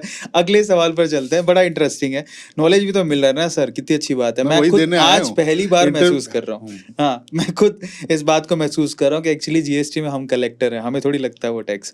लेकिन आगे चलते हैं सर, मैं जो इनकम टैक्स है पहले वाला डायरेक्ट टैक्स की बात करता हूँ, उसके ब्रैकेट के बारे में भी आप थोड़ा बता दो। अब मैं तो जो है वो चार्टर्ड अकाउंटेंट रहा नहीं, मैं तो सारे प्रोफेशन में आ गया। मेरे पास पूरी टीम है 17 लोगों की, अलग अलग ब्रैकेट है। अगर नई कंपनी है तो उसका ब्रैकेट अलग है, आपकी पुरानी कंपनी है तो अलग है। 25 से 30% का ब्रैकेट है। इंडिविजुअल में वो जो है वो मतलब 10% भी है, 20% भी है, 25-30% भी है। तो ब्रैकेट अलग अलग है। इसके लिए तो पूरी जो है वो प्राइवेट लिमिटेड के लिए अलग है, पार्टनरशिप के लिए अलग है, जो है वो अलग अलग सोसाइटीज़ हैं, उनमें एग्जेम्पशंस भी हैं। ठीक है। तो ये पूरी इसके लिए अलग से क्लास लेनी पड़ेगी, और वो उसके लिए मैं परफेक्ट हूँ भी नहीं, वो हमारी टीम ही लेगी आपको। नहीं कोई नहीं, उसमें हम काम चला लेंगे। जैसे आपने कहा 25 से 30%, मतलब किसी कंपनी अगर 100 रुपया कमाया तो 25 से 30 रुपये तो गवर्नमेंट को ही दे रही है। 100 रुपए उसने कमाया, हाँ तो बिल्कुल, तो गवर्नमेंट का आप रोड पे चल रहे हैं, आप डिफेंस यूज़ कर रहे हैं, आप जो है वो लॉजिस्टिक्स यूज़ कर रहे हैं, बहुत सारा गवर्नमेंट आपको सब। तो गवर्नमेंट कैसे चलती है, एक लोगों के घरों के जो है वो चूल्हे कैसे चल रहे हैं, आज गवर्नमेंट जो है वो 80 करोड़ लोगों को घर में खाना खिला रही है। तो कहाँ से आ रहा है? या आप खुशनसीब समझिए कि आपको जो है वो पैसा, हाँ थोड़ा रेट ज़्यादा है, पर अगर कोई टैक्स दे रहा है तो उसको ये खुशनसीबी होनी चाहिए कि वो देश के लिए, लोगों के लिए कुछ कर रहा है। चलिए सर, इस खुशनसीबी पे बात कर लेते हैं। अगर आप कहते हो कि मुझे एज अ कंज्यूमर 100 रुपये अगर मैं कमा रहा हूँ और 30 रुपये गवर्नमेंट को दे रहा हूँ तो मुझे खुशनसीबी होनी चाहिए, तो ये काम मैं धड़ल्ले से करूँगा, वाइट में करूँगा। आप एज अ सीए अच्छे से जानते हैं कि किस तरह से इंटरनली, आपको बहुत अच्छे से पता है कि किस तरह से इंटरनली सब लोग नीचे से लेके ऊपर तक टैक्स बचाते हैं। गवर्नमेंट को कोई टैक्स देना नहीं चाहता, और आप इसमें कोई छुपी छुपाई बात है नहीं, ठीक है, भले ही आप ऑन कैमरा बोलें चाहे नहीं बोलें। और अब आप इस चीज़ को महसूस करिए सर, इतने लोग टैक्स देने में बचते हैं, तो आपको ये नहीं लगता कि कहीं ना कहीं सिस्टम खराब है? उसको अगर हम लोग करेक्ट करें तो ज़्यादा से ज़्यादा लोग टैक्स के या टैक्स गवर्नमेंट को पैसा देने में जुड़ेंगे।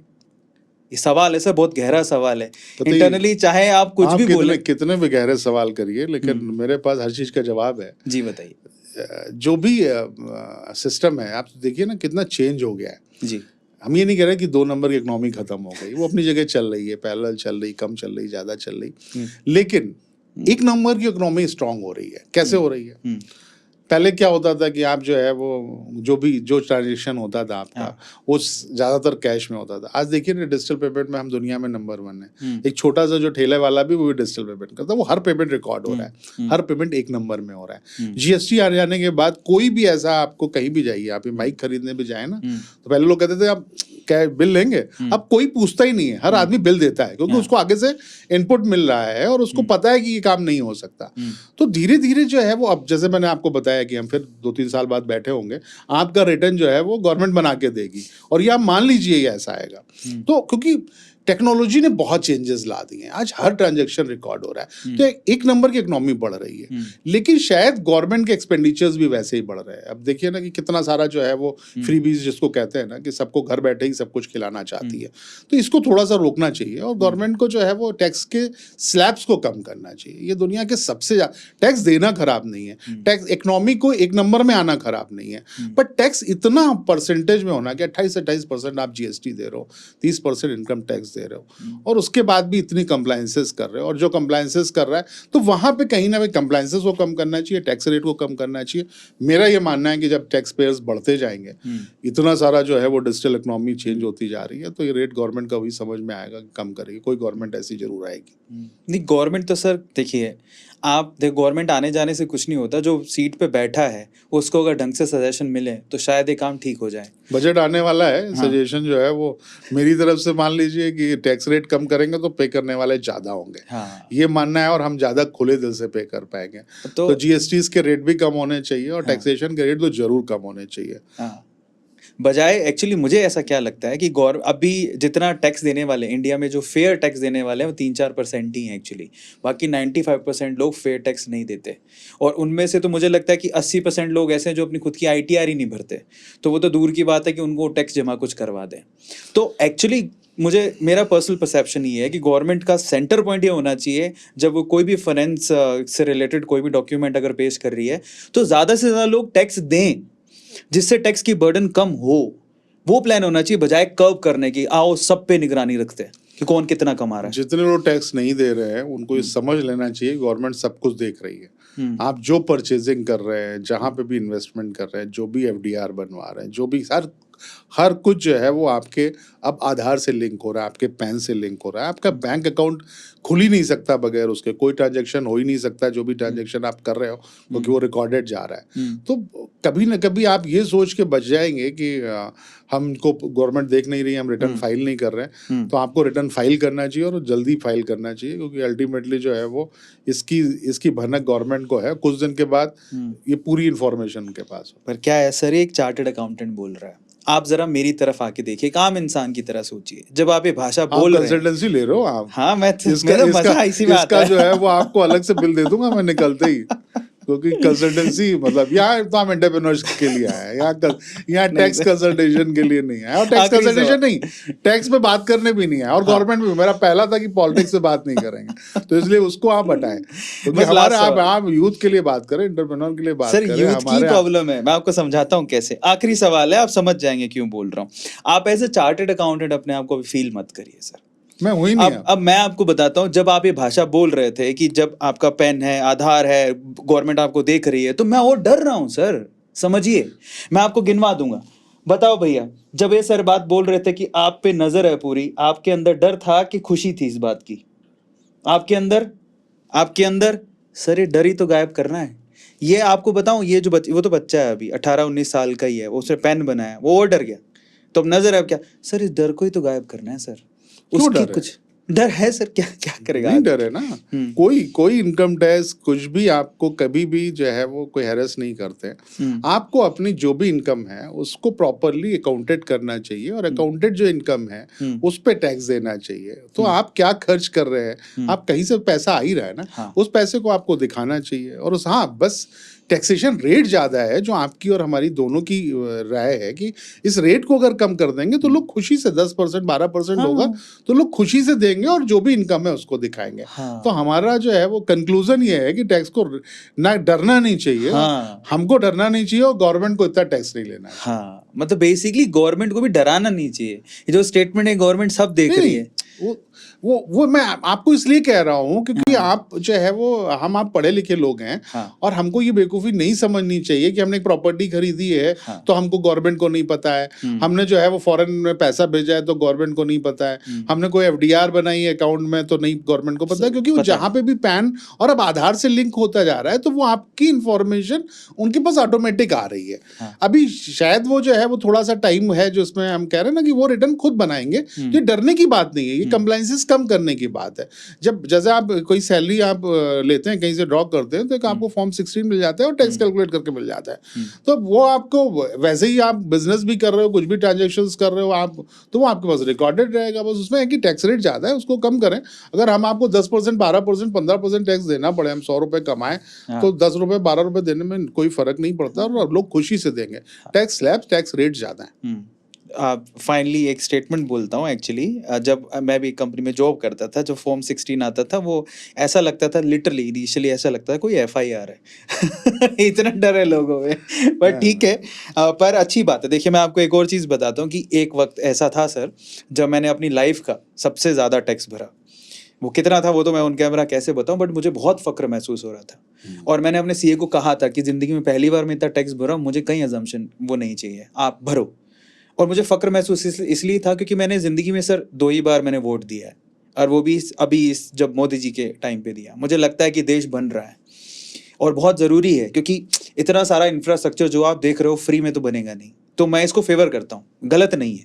लेकिन बस मैं इतना कह रहा हूँ कि जो 18-28%, जो 30%, 35% के ब्रैकेट में इंसान आ जाता है ना सर, वो 100 रुपये में से 35 रुपये गवर्नमेंट को दे रहा है सर। मैं इतना सा कहना चाहता हूँ कि इस बर्डन को कम करना, उस फियर को कम करना, ज़्यादातर लोग अगर उस स्ट्रीमलाइन होंगे ना तो ज़्यादा फायदा होगा। मेरा सिर्फ इतना सा कहना है, नहीं बाकी नहीं बिल्कुल सही कह रहे हैं, टैक्स रेट कम होना चाहिए और हाँ। लोगों को भी जो है वो, जैसे आपने कहा कि ज़्यादा लोग टैक्स पे ही नहीं करते हैं, उनको भी आना चाहिए। तो दोनों तरीके से जो है वो दोनों लोग एक पिच पे आ जाएंगे तो ये रेट कम होना कम हो चाहिए, ये जाएगा। मेरा मानना है। पर हम जैसे लोग वहां तक आवाज नहीं पहुंचा सकते ना सर। तो पहुंचा रहे आज इस आप बंद कमरे में आपके पास इतने सब्सक्राइबर बेस हैं, एग्जैक्ट कितने सारे चैनल्स में मैं भी जान लूं, मैं तो वरना कितने। नहीं, मेन चैनल तो यही है, टू मोटिवेशन, जहाँ पे तो जाएंगे। बहुत सारे लोग हैं आपके फॉलोवर, तो ऐसे मत सोचिए एक आदमी दो को कहता है। हमने अपना काम किया है, मैं भी आज कह रहा हूँ गवर्नमेंट से, आप जेन्युइनली टैक्स कम करिए, लोग जेन्युइनली आपके पास आएंगे और खुशी से टैक्स देंगे। रेट बहुत हैं, अपने अपनी अपनी मेहनत की कमाई में से कोई 100 रुपए में 3 रुपए नहीं देना चाहता है, वो शायद 10 रुपए 15 रुपए देने को तैयार हो जाए। तो जरूरत जो है वो देश को भी है, और जब लोग बढ़ जाएंगे, ब्रैकेट बढ़ जाएगा, तो गवर्नमेंट की भी जो है वो रेवेन्यू बढ़ेगी। बस ये दरख्वास्त थी मैं मेरी। आपकी बात को एग्री कर लेता हूँ, क्या पर बात है। हमको जो है वो ये रुकना नहीं चाहिए। दोनों तरीके से लोगों को समझाना चाहिए कि टैक्स पे करें, गवर्नमेंट को समझाना चाहिए कि आप इसके रेट कम करें। बिल्कुल, मैं तो यही कह रहा हूँ सर, स्ट्रीमलाइन करें। 100 में से जितने, अगर 100 की जनता है हमारे पास, अभी तो हम पूरी दुनिया में सबसे आगे निकल गए हैं पॉपुलेशन के मामले में। मैं तो कहता हूँ 141 करोड़ से लोगों से आप टैक्स भरवाओ, लेकिन उस टैक्स को इतना कम करो कि लोग खुशी खुशी दें, डर के साथ ना दे सर। वो डर खत्म नहीं होगा, कभी नहीं आएंगे लोग। वोट बैंक सर समस्या तो है। खैर आगे चलते हैं। ये तो कभी बहस खत्म ही नहीं होगी। आपने एक वर्ड बोला था, बिजनेस पाठशाला, बड़ा इंटरेस्टिंग लगा मुझे। तो मैं खुद एक टीचर रहा हूँ, तो मैं उसके बारे में थोड़ा डिटेल में जानना चाहता हूँ ताकि बाकी लोगों को भी पता लगे।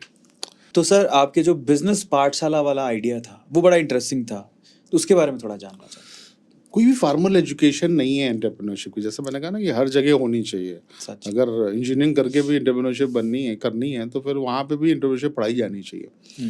तो हमने एक शुरुआत की, जैसे एक तो पूरा हमारा पोर्टल और वो है जहाँ पे रिकॉर्डेड कंटेंट है, पर रिकॉर्डेड वन वे कंटेंट है, टू वे नहीं है। अगर आपकी कुछ क्वेरीज रह गई, जैसे आज बहुत सारी थी, तो ऐसे लोग कहाँ जाएं वो। तो इसीलिए हमने अपने चैनल के साथ ही एक बिजनेस पाठशाला चैनल भी डाला है, जिसका पर्पज़ ये है कि हम रोज़ 3 बजे से, मंडे टू फ्राइडे करते हैं उसको, सैटरडे संडे नहीं करते हैं, कि 3 बजे से 5 बजे तक अलग अलग एक्सपर्ट्स बुलाते हैं और उसका पूरा मंथ का शेड्यूल रहता है। अगर आपको बात करनी है ऑनलाइन मार्केटिंग पे तो उसका एक्सपर्ट होना चाहिए, अगर आपको बैंकिंग पे बात करनी है तो बैंकिंग एक्सपर्ट होना चाहिए, टैक्सेशन में बात करनी है तो टैक्सेशन का एक्सपर्ट होना चाहिए। तो ऐसे हमने उसको जो है वो 20 डेज में बांटा हुआ है। तो हर दिन एक एक्सपर्ट रहता है, वो किसी चीज़ पे प्रेजेंटेशन देता है। बैंकिंग पे है तो सिविल पे ही प्रेजेंटेशन उसने दिया, या किसी स्कीम पे प्रेजेंटेशन दिया, और उसके बाद वो जितने लोग रहते हैं वो जूम से कनेक्ट कर सकते हैं, उसमें लिंक रहता है कि आप उससे आके क्वेश्चंस कर सकते हैं। तो सबको पता है कि नेक्स्ट जो है वो फ्राइडे को जो है वो एक जीएसटी कंसल्टेंट आने वाला है, तो उसकी कोई जीएसटी प्रॉब्लम है तो उसका सोल्यूशन वो डिस्कस कर सकते हैं विदाउट एनी चार्जेस। तो ये पाठशाला और उसका कंटेंट हम रिकॉर्ड, क्योंकि हर बार नई जो है वो हम नई इस पे बात करते हैं, तो उसको फिर हम रिकॉर्ड करके उसको पाठशाला के उसमें चैनल पे भी वो अवेलेबल रहता है। अगर आपकी कोई प्रॉब्लम है, आप नहीं देख पाए, तो आप उसको जाके कंसल्ट कर सकते हैं। तो ये यूट्यूब पे चैनल है या फिर? चैनल यूट्यूब पे है, पर उसमें लिंक हमेशा जो है वो जूम का आता है, जिसमें 1000 लोग तक कनेक्ट कर सकते हैं। पर अगर मान लो उस टाइम पे कोई लाइव नहीं देख पाया तो वो यूट्यूब पे देख सकता है। हाँ, वो देख सकता है, पर बात करनी है तो उसको कहीं ना कहीं जो है वो जाना पड़ेगा। तो वो अब उससे जो है वो उसके बाद हम लोग हर सेशन के बाद फिर उसमें क्वेश्चन आवर्स रखते हैं, जिसमें जाके बात कर सकते हैं। जी। अब मैं थोड़ा एक पर्सनल सवाल पूछूंगा आपसे, और वो थोड़ा हिट कर सकता है आपको सर। पर मुझे लगता है आप उसको उसका जवाब देंगे क्योंकि आप उन लोगों में से नहीं हैं। जनरली मैंने देखा, क्योंकि अब मैं फिर से फाइनेंस की बात करूँगा। होता क्या है कि हमारे जैसे आम लोग जो स्टार्टअप का सपना देखे, उनके पास एक प्रॉब्लम थी, सॉल्यूशन था, उन्होंने बोला चलो कंपनी बना लेते हैं। तो उसमें कहीं न कहीं चार्टर्ड अकाउंटेंट की रिक्वायरमेंट होती है, उन्होंने एक चार्टर्ड अकाउंटेंट हायर कर लिया क्योंकि उसको फाइनेंस का पूरा नॉलेज है, उसको नियम, कायदे, कानून पता है, क्योंकि अल्टीमेटली उसको सॉल्यूशन देना है। क्योंकि गवर्नमेंट जब कोई नियम, कायदा, कानून आपने तोड़ा तो जो पेनल्टी लगेगी वो तो बेचारे डायरेक्टर पर लगेगी, कंपनी के डायरेक्टर पर। फाइनेंस वाले का तो क्या जाएगा, वो लूप होल्स उसको पता है, आपको नहीं लगता? और इनफैक्ट मैंने देखा भी है, मैं बहुत जगह पे देखा कि फाइनेंस वाले इसका बहुत फ़ायदा उठाते हैं, वो बताते ही नहीं है। अल्टीमेटली वो कुछ बचा के रखते हैं कि कभी कुछ हुआ तो हम लोग जो कंपनी है उसके डायरेक्टर को फंसा सकते हैं, क्योंकि उसको तो बेचारे को नियम ही नहीं पता है।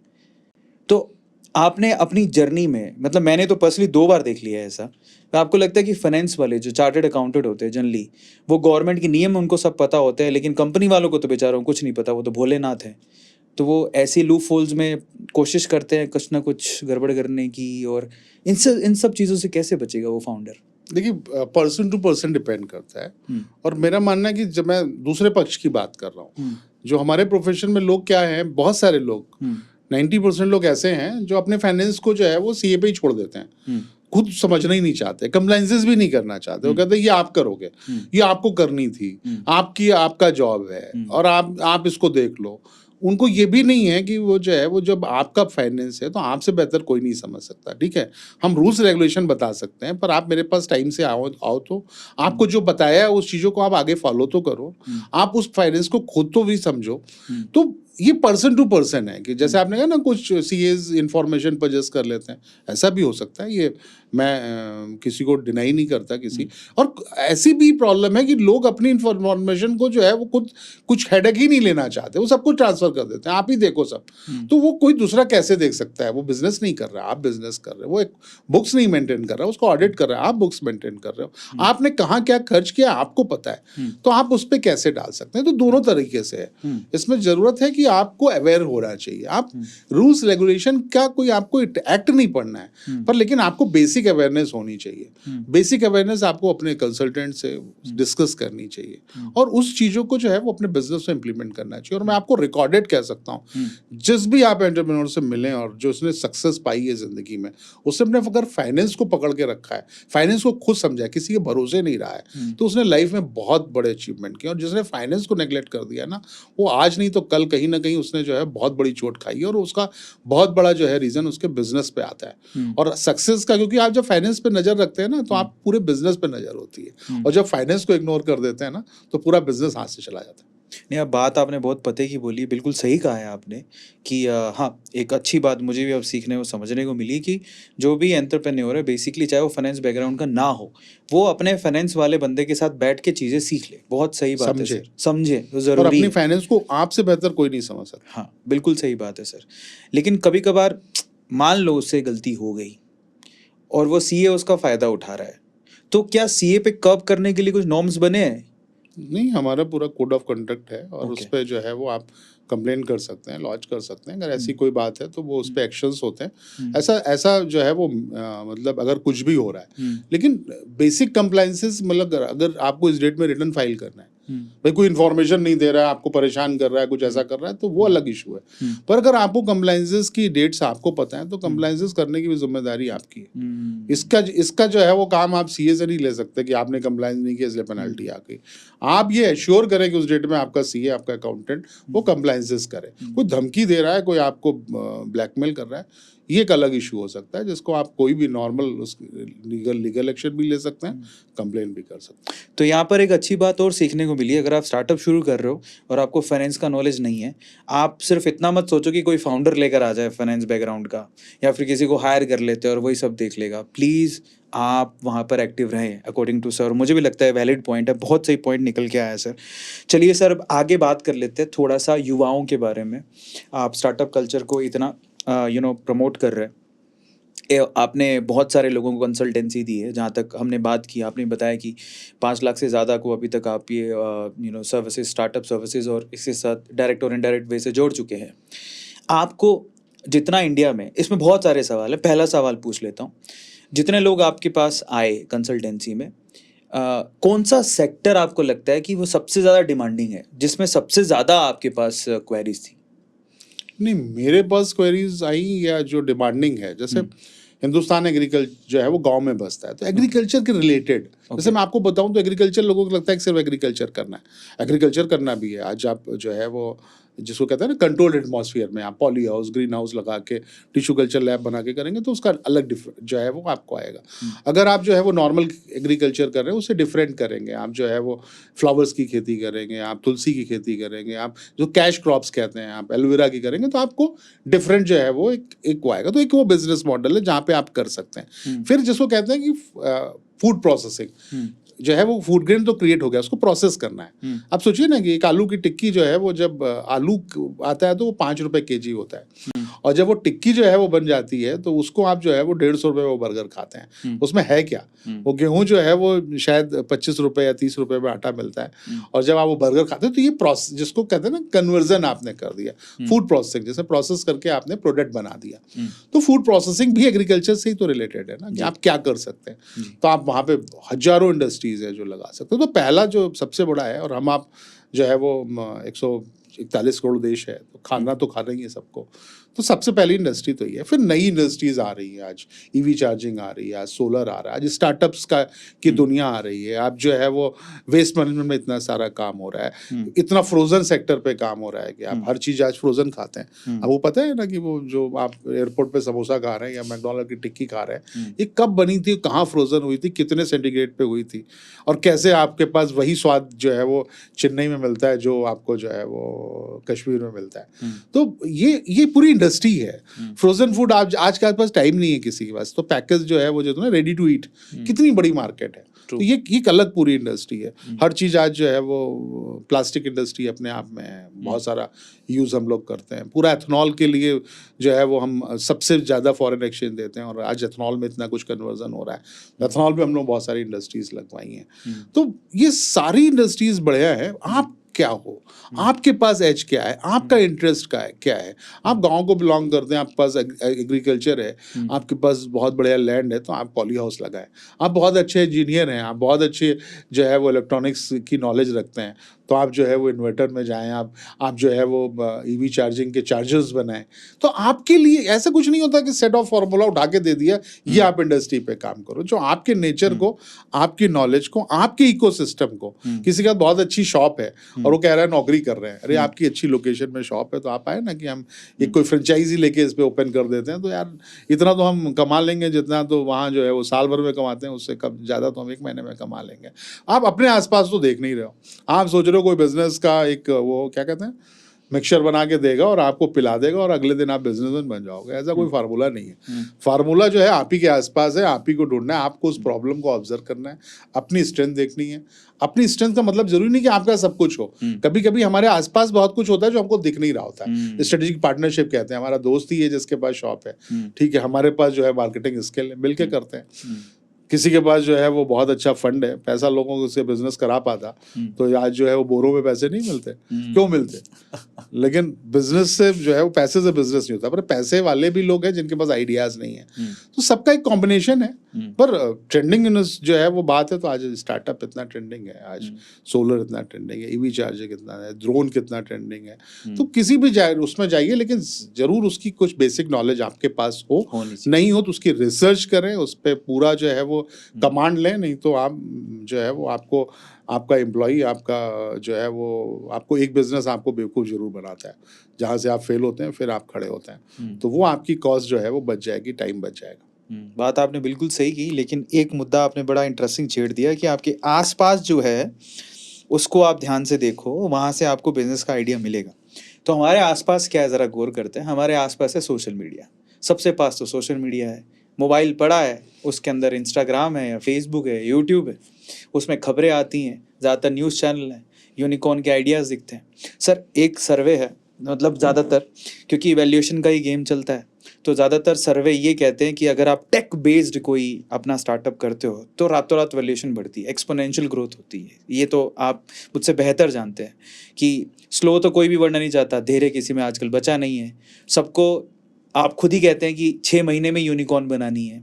जैसे कि एग्जाम्पल भी आए, जैसे कि जेप्टो का एग्जाम्पल है, जो कि शायद एक जैसी फंडिंग उठाई सीधे यूनिकॉर्न बन गया। एक सिंपल एग्जाम्पल है, और वो एक tech simple app based company है, एक आइडिया है, उसका कोई स्टोर नहीं है। आपको नहीं लगता कि ये टेक बेस्ड आइडिया देखकर सब लोग एक ही चीज़ सोचते हैं कि टेक सोल्यूशन लेकर आओ, टेक सोल्यूशन लेकर आओ?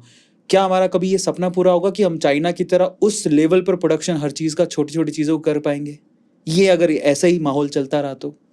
नहीं, दोनों अलग अलग चीज़ें हैं। अगर टेक्नोलॉजी ने चेंज ना किया होता, हाँ, आज सोचिए ना कि कितनी मतलब हर जगह टेक्नोलॉजी का इफेक्ट है। हाँ, आज हम बैठ के गाड़ी बुक करा लेते हैं, पहले टैक्सी वाले को ढूंढा करते थे। हम्म, आज जो है वो हम घर बैठ के खाना मंगा लेते हैं, जो अच्छे से अच्छा चाहिए, रेटिंग देख के आपके हिसाब से। आज हम जो है वो सारा सारा सिस्टम ही मतलब लोग, आप वो कन्वेंशनल मेथड ही खत्म हो गए। वो लोग एक ट्रेवल एजेंट हुआ करते थे, कुछ जो है वो पीसीओज हुआ करते थे। कम्युनिकेशन हब हर पूरी दुनिया चेंज हो गई और बहुत चेंज होना है। तो टेक्नोलॉजी तो हमेशा है और टेक बिजनेसेस हमेशा है, पर हर आदमी को, जैसे कहना कि अगर आप IITian हैं, आप इंजीनियरिंग बैकग्राउंड से हैं, आपके पास समझ है, पर बहुत सारे लोग ऐसे भी हैं जो मैन्युफैक्चरिंग कर रहे हैं या करना चाह रहे हैं। अगर उनको और स्टार्टअप्स को जोड़ दिया जाएगा, मैं हमेशा कहता हूँ कि गांव में बहुत हमारी जो है वो यूथ है जो अभी खाली बैठी हुई, बहुत सारे बिजनेस मॉडल्स करे जा सकते हैं और उसको टेक प्लेटफॉर्म से जोड़ा जा सकता है। तो एक स्टार्टअप और एक जो है FPO का कॉम्बिनेशन बहुत अच्छा हो सकता है। तो दोनों की ज़रूरत है। मतलब ये कहना कि स्टार्टअप को जो है वो की वजह से लोग जो है वो टेक्नोलॉजी, स्टार्टअप की डिफिनेशन ही है कि आप टेक्नोलॉजी ड्रिवन होने चाहिए, इनोवेटिव होने चाहिए, और नॉर्मल कन्वेंशनल मेथड भी उतना ही इंपॉर्टेंट है। प्रोडक्ट नहीं होगा तो लिंकेज किसका करोगे? ड्राइवर नहीं होगा, कार नहीं होगी तो जोड़ोगे किसको? तो दोनों की ज़रूरत है। मतलब यहाँ टेक्नोलॉजी ने बहुत सारे लोगों को रोजगार दे दिया, वहाँ बहुत सारा बिजनेस ने बहुत सारी टेक्नोलॉजी को जो है वो आगे बढ़ा दिया। तो दोनों की ज़रूरत है, पर मैन्युफैक्चरिंग सेक्टर भी उतना ही इंपॉर्टेंट है जितना जो है वो टेक्नोलॉजी प्लेटफॉर्म्स है। अब मैं ये मुद्दा क्यों उठा रहा हूँ, ज़रा उस पर आते हैं। आपने बिल्कुल सही कहा, लेकिन हम फिर वही सर्विस क्लास मेंटेलिटी के साथ ही इसमें आगे बढ़ रहे हैं सर।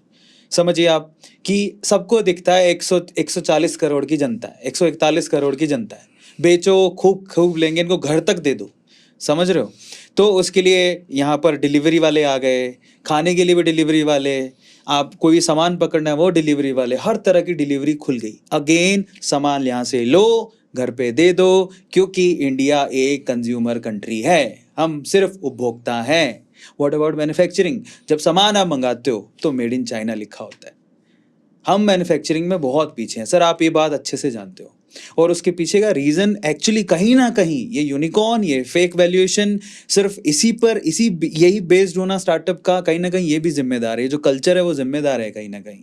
तो जब हम सामान मंगाते हैं सर, वही मेड इन चाइना का सामान आ रहा है, मेड इन कोरिया का सामान आ रहा है, हमारा मेड इन इंडिया का सामान कहाँ है सर? मैन्युफैक्चरिंग पे आपको नहीं लगता कि ज़्यादा फोकस होना चाहिए? आप दोनों चीज़ों को क्लब कर रहे हो। मेरा मानना ये है कि मैन्युफैक्चरिंग सेक्टर अपने आप में, बिल्कुल आप कह रहे हो, सही कह रहे हो। मैंने हम जो है वो, आप घड़ी नहीं पहने, मैं भी नहीं पहना हूँ, लेकिन मेरे को जो है वो फॉरेन की बड़ी एक अच्छी ब्रांड की घड़ी दिखाना मेरा शौक है ना, ज़रूरत नहीं है, हमारा शौक है। ब्रांडेड कपड़े पहनना हमारा शौक है, अच्छी बातें करना हमारी आदत बन गई है, पर खुद में चेंज नहीं करना चाहते। दो प्रोडक्ट है, अगर आप 135 करोड़ लोग हैं ना, आप सिर्फ जो है वो दीपावली में जो है वो एक लाइट और पटाखे चाइनीज नहीं खरीदते और अपने आप को कहते हैं मैं बहुत हूँ, मैं बैठा हुआ हूँ साहब, जो है वो तीनों कैमरे मेरे को दिख रहे हैं चाइनीज ही। तो हो सकता है इसका कोई अल्टरनेट हो सकता है गाड़ियों के अल्टरनेट हैं, पर हो सकता है कि प्रोडक्ट के अल्टरनेट हो। पहले तो नॉलेज ही नहीं है आपको। आधे ब्रांड जो है वो MNCs हैं, लोगों को पता ही नहीं है कि हिंदुस्तानी ब्रांड इसका क्या। और अगर इक्वल भी आ रहा है, और मैं कह रहा हूँ कि 19 भी आ रहा है, अगर 19 भी आ रहा है, अगर आप देशभक्त हो, देश को आगे बढ़ते हुए देखना चाहते हो, तो आपको यूज करना चाहिए स्वदेशी, आपको अपना प्रोडक्ट यूज करना चाहिए। ये नॉलेज कहाँ से आएगी? बैठ के हम किसी को दोष दे लें, आप भी दे रहे हो, मैं भी देता हूँ, मैं भी, मेरे पास भी जो है वो एप्पल का वो है फोन है, मेरे पास भी जो है, मैं कोशिश करता हूँ, मैं जैसे गाड़ी भी चलता हूँ तो टाटा पे चलता हूँ, क्योंकि मैं बात करता हूँ तो मैं दिल से बात करता हूँ। कि मेरे पास जो है वो ब्रांड को अगर आप कोई बात करते हो तो उसको इंडोर्स भी करना चाहिए। पर ये पब्लिक में आने की ज़रूरत है। हम सब ब्रांड के पीछे भाग रहे हैं। अभी बच्चों का आपने कहा ना, इनसे पूछिए ना, इस इंफीरियर ब्रांड मतलब वो जब वो ब्रांड ही पहनेंगे तभी इनको लगेगा कपड़ा पहना हुआ है। अगर कोई इंफीरियर ब्रांड इन्होंने इससे बड़ा ब्रांड देख लिया तो ये अपने को, अरे आप खादी पहनिए, आप जो है वो चीज़ों को वो यूज़ करिए जो होममेड्स हैं और अच्छे हैं। ऐसा नहीं कि अच्छे नहीं हैं। ये बड़ी बड़ी कंपनियां आती हैं, बड़ा बड़ा फंड लगाती हैं, जो आपने कहा ना, बड़े बड़े विज्ञापन देती हैं और हमको लगता है यही सब कुछ है। तो हम गलत हैं ना। अगर हम गलत हैं और दोष जो है वो सरकार को देंगे, दोष कहेंगे कि सब चाइना आगे निकला जा रहा है, चाइना का प्रोडक्ट मंगाता कौन है? हम आप कस्टम सस्ता चाहते हैं ना, हम आप जो है वो मतलब ब्रांडेड चाहते हैं ना, इसलिए अगर हमको पता है ये कंपनी चाइनीज है, ये कंपनी कहीं की भी है, हमारे देश की नहीं है। आज बड़े से बड़े स्टार्टअप में फंड लगा हुआ है, बाहर का लगा हुआ है, वो आप कंज्यूमर बने हुए हैं और आपसे पैसा कमा के बाहर लेके जा रहे हैं। जिस अमेजोन की बात आप करते हैं, किसी से बात करके देख लीजिए, जितने लोग सुन रहे हैं, देख रहे हैं, समझ रहे हैं कि अमेजोन से ना खरीदो, जाके जो है वो अपने जो है वो नाम नहीं लगा, अपनी दुकान मतलब अपनी दुकान से खरीदो, या बहुत सारे अपने जो है वो स्टोर्स हैं, आपको थोड़ा सर्च करना है, हर कंपनी की वेबसाइट होती है, क्योंकि अमेजोन सुबह से शाम तक दिखता है, घर की दुकान, अपनी दुकान, ऐड हम अमेजोन पे जाते हैं, खरीद लेते हैं, उस वेबसाइट को जाते ही नहीं है, जिस उसका प्रोडक्ट ढूंढिए, उसी की वेबसाइट से जाके खरीदिए ना, शायद आपको डिस्काउंट भी ज़्यादा मिलेगी और आपको रिलायबल प्रोडक्ट भी मिलेगा। लेकिन हम जो है वो दूसरे की गलती देने के लिए बैठे हुए हैं। अपने में झांको तो आपको लगेगा कि आप ही दुनिया बदल सकते हैं। नहीं, पर सर यहाँ पे भी आप बात बिल्कुल सही कह रहे हैं, लेकिन ये सिर्फ ब्रांड तक नहीं है। आप छोटी भी चीज़ मंगाओगे ना, तो वो भी इंडिया में मैन्युफैक्चर नहीं होती है। बहुत छोटी छोटी चीज़ें में चाइना से आती हैं। क्या करेगा आज? नहीं, मैन्युफैक्चरिंग मेक इन इंडिया में बहुत सारा कुछ हो रहा है। मोदी जी ने आज जो है वो ये कोशिश की है कि जो भी प्रोडक्ट्स बन रहे हैं, जैसे मैं एप्पल की बात कर रहा था कि वो यहाँ मैन्युफैक्चरिंग अब होने लगी है, असेंबलिंग होने लगी। एक दिन में दुनिया नहीं बदल जाएगी। धीरे धीरे जो प्रोडक्ट अवेलेबल ही नहीं है, हमने जैसे आपके कैमरे की बात की, जो है अवेलेबल ही नहीं है, उसके लिए डिपेंडेंसी है ना। पर जो अवेलेबल है उसमें पहले माइंडसेट तो चेंज करो ना। जो सामने दिख रहा है ना, उसको तो चेंज करो। पर आप जो है वो उसी मॉल में जाओगे जहाँ फॉरेन दिख रहे हैं, आप वही प्रोडक्ट खरीदो कि शायद आपको दुनिया को दिखाना है। हम उस सोशल मीडिया में जी रहे हैं जहाँ पे लोगों ने अपने को जो है वो सिर्फ रील बनाने और रील को देखने में लगा रखा है। तो कहाँ से आप जो है वो आप एक्सपेक्ट करते हो उस यूथ से कि वो ये समझेगी और ये जानेगी कि ये हमारे देश को क्या जरूरत है? पहले ये समझो ना कि अगर हमारा जो है वो ट्विटर होना चाहिए, हमारा जो है वो फेसबुक होना चाहिए, हमारा यूट्यूब होना चाहिए।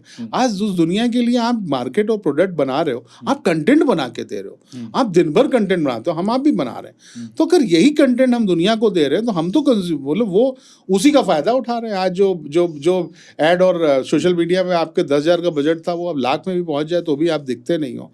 तो हो कहाँ, जा किधर रहे हम? हमारे पास भी प्लेटफॉर्म्स ऐसे बनने चाहिए। अगर हम आज कहें कि सब लोग फेसबुक से निकल जाओ, हिंदुस्तान के प्लेटफॉर्म पे रहना चाहिए, तो कोई मानेगा इस बात को?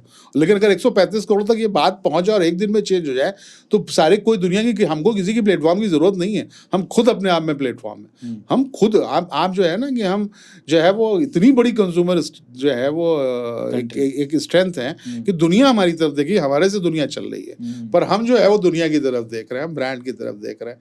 हमको खुद बदलना नहीं है और दुनिया बदलने का ख्वाब पालना है। ये गलत है। ये बात बिल्कुल आप सही कह रहे हैं। हम क्रिटिसाइज कर सकते हैं, लेकिन बदलाव खुद से शुरू करेंगे, लेकिन कितना ही, पर ठीक है, कोशिश कर सकते हैं। यहाँ पर 2 गरियाने वाली चीज़ें हैं, उसके ऊपर थोड़ा डिस्कशन कर लेते हैं। हाँ, गरियाना मैं पंजाबी हूँ, लेकिन सीखा है मैंने गरियाना, मतलब ये यूपी का वर्ड है। यूपी का वर्ड है, तो बड़ा अच्छा लगता है मेरे को ये। पहला जो गरियाने वाली, जैसे आप अभी सोशल मीडिया को गरिया रहे हैं, तो सही बोल रहे हैं आप। बार बार 3-4 बार आपने बोला है कि रील रील रील। पहले मुद्दे पर चलते हैं। सबसे ज़्यादा टैक्सेशन में जीएसटी को गिराया जाता है, आपको बड़े अच्छे से पता है। आज जीएसटी को लेकर कोई खुश नहीं है, पर बहुत बड़े सपने पाले थे। देखिए, मैं बहुत पसंद करता हूँ मोदी जी को, मैं फ्रीली कह देता हूँ, और मेरी स्कूलिंग भी है ऐसी से ही है। मैं साफ कह देता हूँ, कैमरे बीजेपी समर्थक हूँ, मुझे कोई उसमें परवाह नहीं है। लेकिन इट्स नॉट अबाउट कि मैं एक अगर गलत चीज़ है तो मैं गलत ही कहूँगा उसको, और सही चीज़ है तो सही कहूँगा। पर इसमें मेरा गलत तो सही का सवाल नहीं है, मैं कोई मेंटालिटी लेके नहीं बैठा हूँ। मैं सिंपल एक सवाल पूछूंगा आपसे, जीएसटी को लेके सारी इंडिया में बहुत सारी अच्छी चीज़ भी है, बुरी चीज़ भी है, पर जीएसटी को गरियाते ही हैं लोग एट द एंड, इतना अच्छा सिस्टम होने के बाद भी। मैं आपसे फ्रीली जानना चाहता हूँ, पहले तो आपको क्या लगता है एज अ सीए कि जीएसटी का नेगेटिव पॉइंट्स क्या है? दूसरा, आपको क्या लगता है उसके पॉजिटिव पॉइंट्स क्या हैं? और नेगेटिव पॉइंट को ठीक कैसे किया जा सकता है? गवर्नमेंट उस पे क्या काम कर रही है? प्लीज़ आप बताइए। हम फिर टैक्सेशन पे आ गए। मैं क्या करूं सर? मैं जो है वो एक मिशन पे हूँ जहाँ पे एंटरप्रेन्योरशिप क्रिएट होती है। हाँ, फिर भी मैं आपका जवाब दे देता हूँ कि ये जी। मेरा डोमेन अब नहीं है। मैं हाँ। चार्टर्ड अकाउंटेंट ज़रूर हूँ, हम्म, पर जो मैं पहले कमी की बात कर लेता हूँ। जी। कमियाँ ये हैं कि रेट ज़्यादा है, जैसे हमने कहा था। हाँ, कंप्लाइंसेस बहुत हैं, हाँ। ठीक है। हम्म, ये कमियाँ हैं जो बेसिक हैं, हाँ, इसको दूर करना चाहिए। रेट कम करने चाहिए, कंप्लाइंसेस घटानी चाहिए। हाँ। अच्छा क्या है हम्म, कि बिजनेसेस अब एक नंबर में आ रहे हैं। ठीक हर है, कोई बिल रेज कर रहा है। ठीक है। एक एक पूरा जो है वो एक पैरेलल जो इकोनॉमी जो है बहुत छोटी हुआ करती है, धीरे धीरे बढ़ रही है। हम्म, डिजिटल पेमेंट के थ्रू बढ़ रही है, तो डिजिटल पेमेंट के थ्रू बढ़ रही है, तो उसका मतलब है प्रोडक्ट में कहीं ना कहीं सर्विसेज में टैक्सेबल हो रही हैं, वो टैक्सेबल हो रही हैं, रिकॉर्ड हो रही हैं, तो आपको जो है वो उस पर जीएसटी मिलेगा, गवर्नमेंट को मिलेगा, बेहतर होगा, आगे बढ़ेगा, ये अच्छा है। जो जो जो नेटवर्क है, जो जितना हमने समझा कि जितना हमारा, चाहे वो हर जगह हर आदमी जीएसटी देता है, चाहे वो सेल्स कर रहा है वो भी जीएसटी देता है, सर्विस है तो वो भी जीएसटी देता है। तो एक बहुत बड़ा जो टैक्सेशन में आप कहते हो ना कि बच जाता है, इनकम टैक्स में बच जाता है, पर जीएसटी में नहीं बचता है। आप सभी जीएसटी पे कर रहे हैं। हम खाना रेस्टोरेंट से खा रहे हैं तो भी जीएसटी पे कर रहे हैं, True. हम कोई छोटा सा ठेला भी लगा रहे हैं तो भी जीएसटी पे कर रहे हैं। हम्म, तो ये बड़ा अच्छी बात है कि जितने लोग टैक्स के दायरे में आएंगे और वो अपने प्रोडक्ट पे नहीं टैक्स ले रहे हैं, भाई उसको वैल्यू उतनी मिल रही है, वो सिर्फ गवर्नमेंट के लिए कलेक्शन कर रहे हैं ना। आप कलेक्शन एजेंट है, जैसे मैंने आपको फॉर्मूला बताया ना कि अगर आप 18 रुपए जीएसटी ले रहे हैं तो आप 100 पे 18 ले रहे हैं ना, तो 118 का पे कर रहे हैं। ये ठीक है कि वो कस्टमर पे जा रहा है, पर आपकी प्रोडक्ट पे नहीं असर कर रहा है। तो एज ए कंज्यूमर उसको सर्विसेज भी मिल रही हैं, भाई जनता है तो जनता को बहुत सारे बेनिफिट्स भी तो मिल रहे हैं ना। आज जो है वो सरकार इतना सारा कुछ जो है वो कर रही है, तो टैक्स तो पे करना है आपको, बस ज़्यादा है और नेटवर्क बड़ा हो रहा है, ये अच्छी बात है। खराब बात ये कंप्लाइंसेस हैं, रेट ज़्यादा है।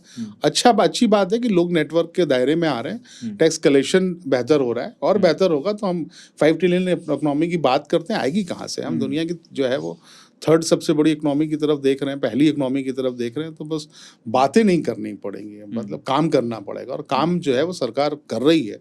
बस ये है कि थोड़ा थोड़ा समय लग रहा है, और कुछ जो है वो ज़्यादा फोकस्ड है फ्री में बांटने का, उसको थोड़ा सा रोकें, तो मेरे को लगता है कि गवर्नमेंट जो है वो और इंफ्रास्ट्रक्चर पे और चीज़ों पे बेहतर खर्च कर पाएगी। क्या बात है, थोड़ा और डीप डाइव करते हैं। आपने जो लास्ट प्रिंट स्टेटमेंट जो था, बेसिकली आपने 2 से 3 बार रिपीट किया कि हम जो फ्री में दे रहे हैं, फ्री में दे रहे हैं।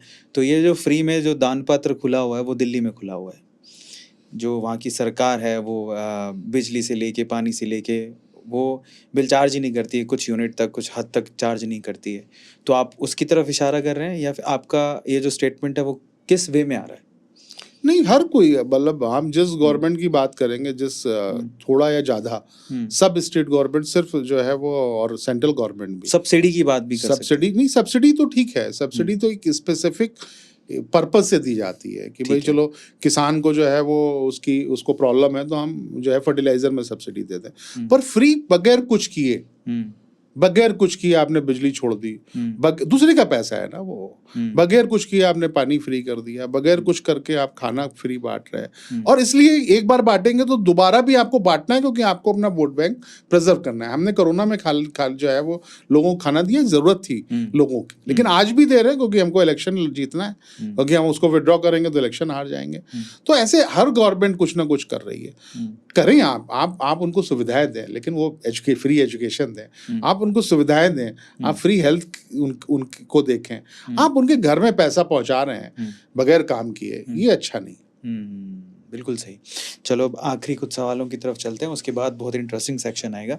सर, स्टार्टअप में थोड़ी इजी वे की भी बात कर लेते हैं। एक तो है कि चलो हमारे पास आइडिया, हम फंडिंग उठा लें, बट वो एंजल इन्वेस्टर इतने आसानी से मिलते नहीं हैं। दूसरा, कभी कभार खुद के पास भी फंड नहीं होता, तो लोग बैंक की तरफ मूव करते हैं। बैंकिंग हमारी इतनी आसान नहीं है कि वो आसानी से लोन दे दे, और in fact it's not about that startup only.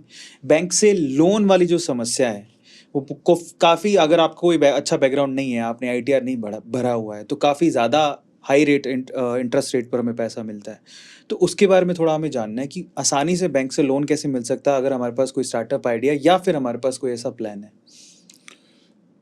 आपने सिबिल का नाम सुना होगा ना, जी। कि अगर जैसे आदमी जब पैदा होता है तो उसको एक कुंडली बना के दी जाती है जिससे उसका भविष्य, लोग कहते हैं ना, कि निर्धारित होता है। ऐसे बिजनेस के लिए सिबिल जो है ना, वो आपकी कुंडली है और उसको आपको ठीक रखना है और वो सारे ग्रह आपके हाथ में है।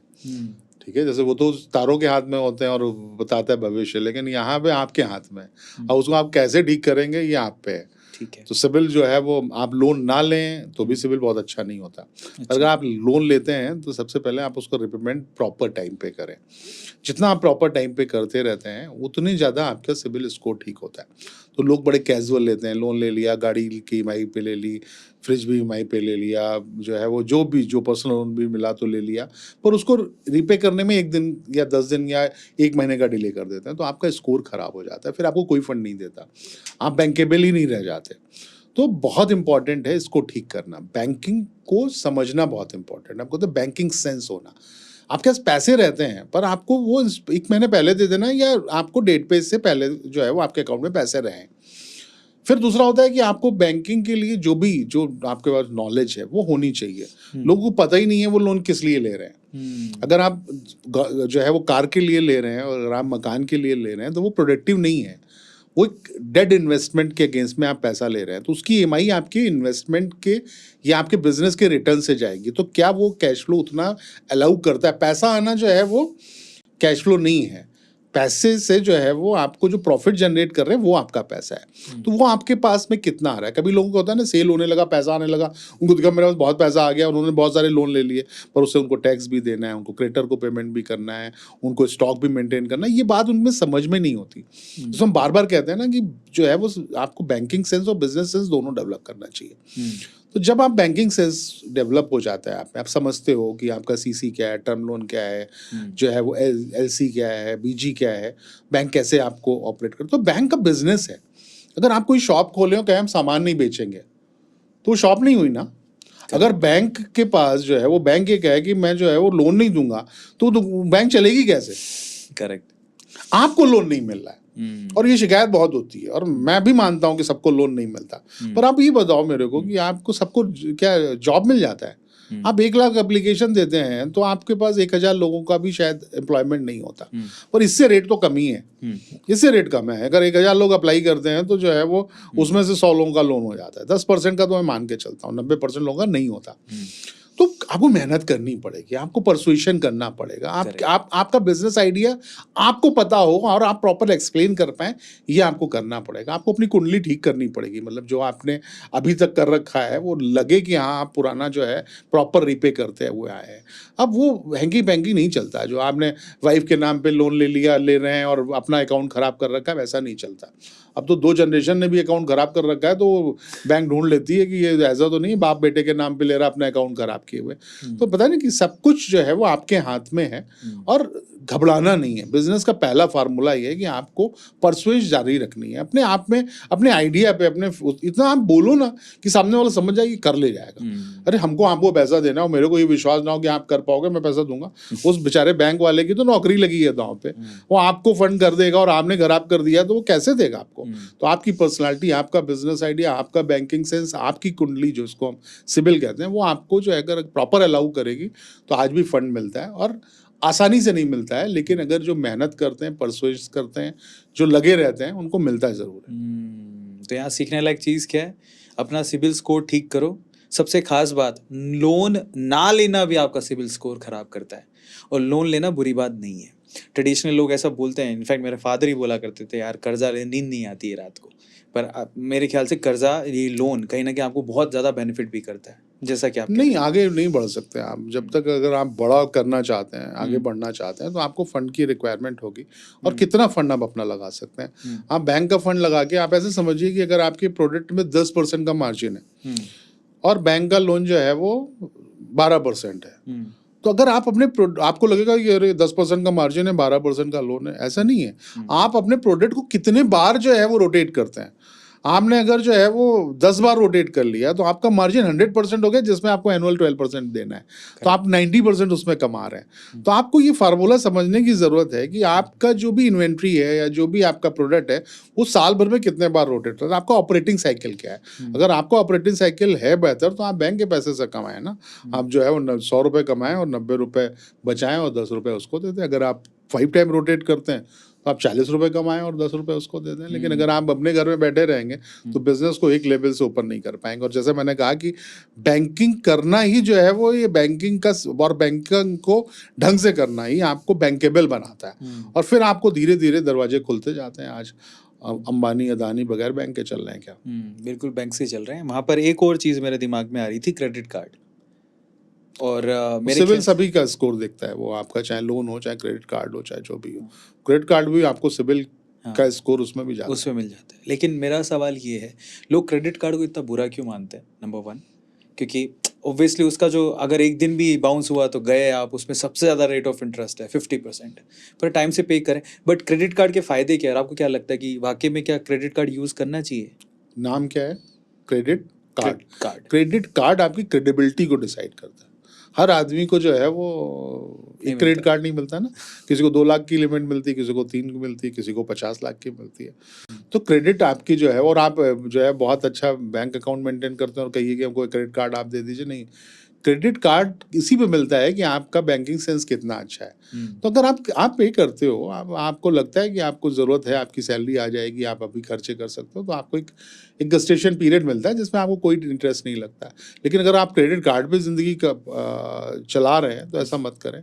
क्रेडिट कार्ड पे जो है वो आप अपने टाइम को, ड्यूरेशन को बढ़ा सकते हैं, अपने पेमेंट साइकिल को आगे बढ़ा सकते हैं, पर क्रेडिट कार्ड का यूज़ जो है वो आप अपने डेप्ट को चुकाने के लिए करने लगे तो एक डेप्ट आप चुकाएंगे, दूसरा क्रिएट हो जाएगा। कहीं पे आप ऐसा जरूर फंसेंगे जहाँ पे आपको डिफ़ॉल्ट करना पड़ेगा, और एक डिफ़ॉल्ट आपकी पूरी कुंडली में जो है वो कहते हैं ना कि कुंडली में मंगल ग्रह आ गया, शनि बैठ गया, तो वैसे ही हो जाता है। वो जब जाती है आपकी कुंडली बता देता है कि अरे आपने तो ये इस साल में पे नहीं किया था, ये अकाउंट सेटल हुआ था, ये आपने 2 बार बाउंस हुई थी, फिर आपकी वो कुंडली ख़राब हो जाती है, तो आपका मैच बैंक के साथ नहीं हो पाता है।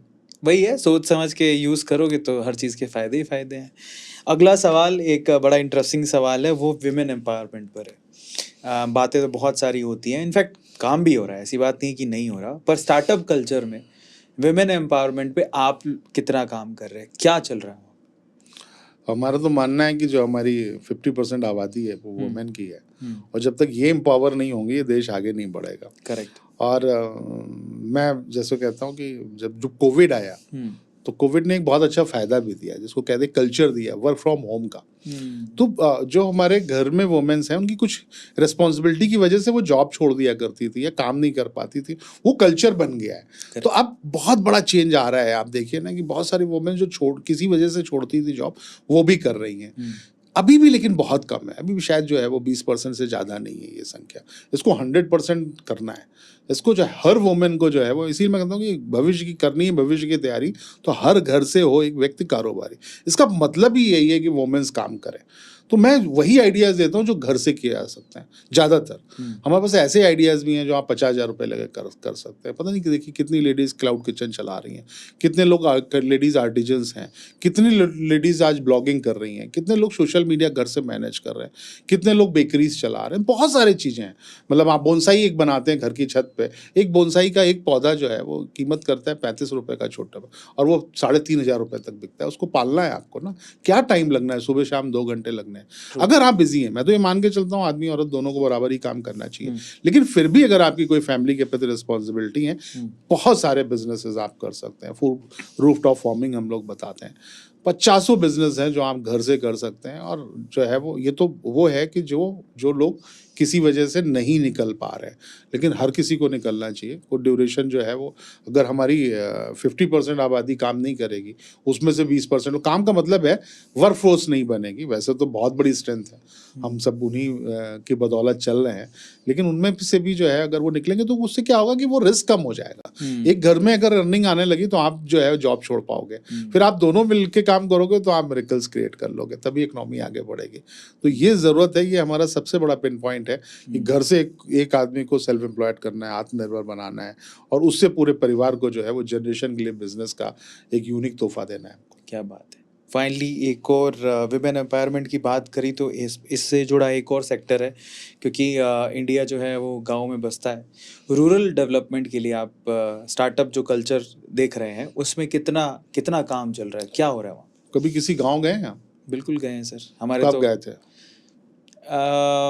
थोड़े दिन पहले ही, ऑलमोस्ट जब हम जोधपुर गए थे तो एक सीन याद करिए गांव का, आंख बंद करके। हाँ तो एक गांव दिखेगा आपको, हाँ कुछ चौराहे दिखेंगे, हाँ कुछ लोग बैठे हुए दिखेंगे, हाँ कुछ लोग उन चौराहों और दुकानों में खड़े होंगे जो खाली हैं, हाँ जिनके पास काम नहीं है, हाँ जो काम शायद करना भी चाहते हैं या उनकी डिपेंडेंसी है। वो जितनी यूथ है वो गांव में ये सोचती है, शहर में भी ज़्यादातर लोग, कि हमको सरकार नौकरी देगी, हमने अप्लाई किया है, सरकार आएगी और हमको जो है वो जॉब देगी, हमने बीएससी कर लिया है और सरकार के जो है वो मैंने यहाँ पे अप्लाई कर रखा है। ये ऐसा नहीं होगा, होगा भी तो बहुत कम होगा। सरकार कितनी नौकरियां दे देगी?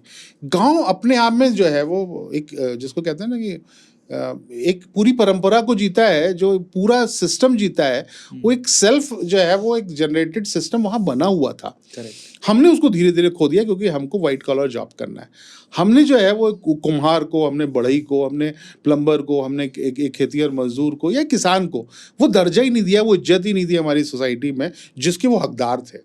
तो अब हुआ क्या कि उसका दूसरा असर ही हुआ कि वो यूथ जो है वो शहर की तरफ भागी, या वो जॉब को सब कुछ समझने लगी कि जॉब मिल जाएगा, 8,000 की नौकरी मिल जाएगी, 18,000 की नौकरी मिल जाएगी, तो सब कुछ है, लेकिन मैं वो कारीगर नहीं बनूंगा, मैं हुनर जो है वो परिवार का जो है उसको वो नहीं करूंगा, मैं एग्रीकल्चर नहीं करूंगा। तो ये जो ड्रॉबैक है, इस पर दोनों लोग जिम्मेदार हैं।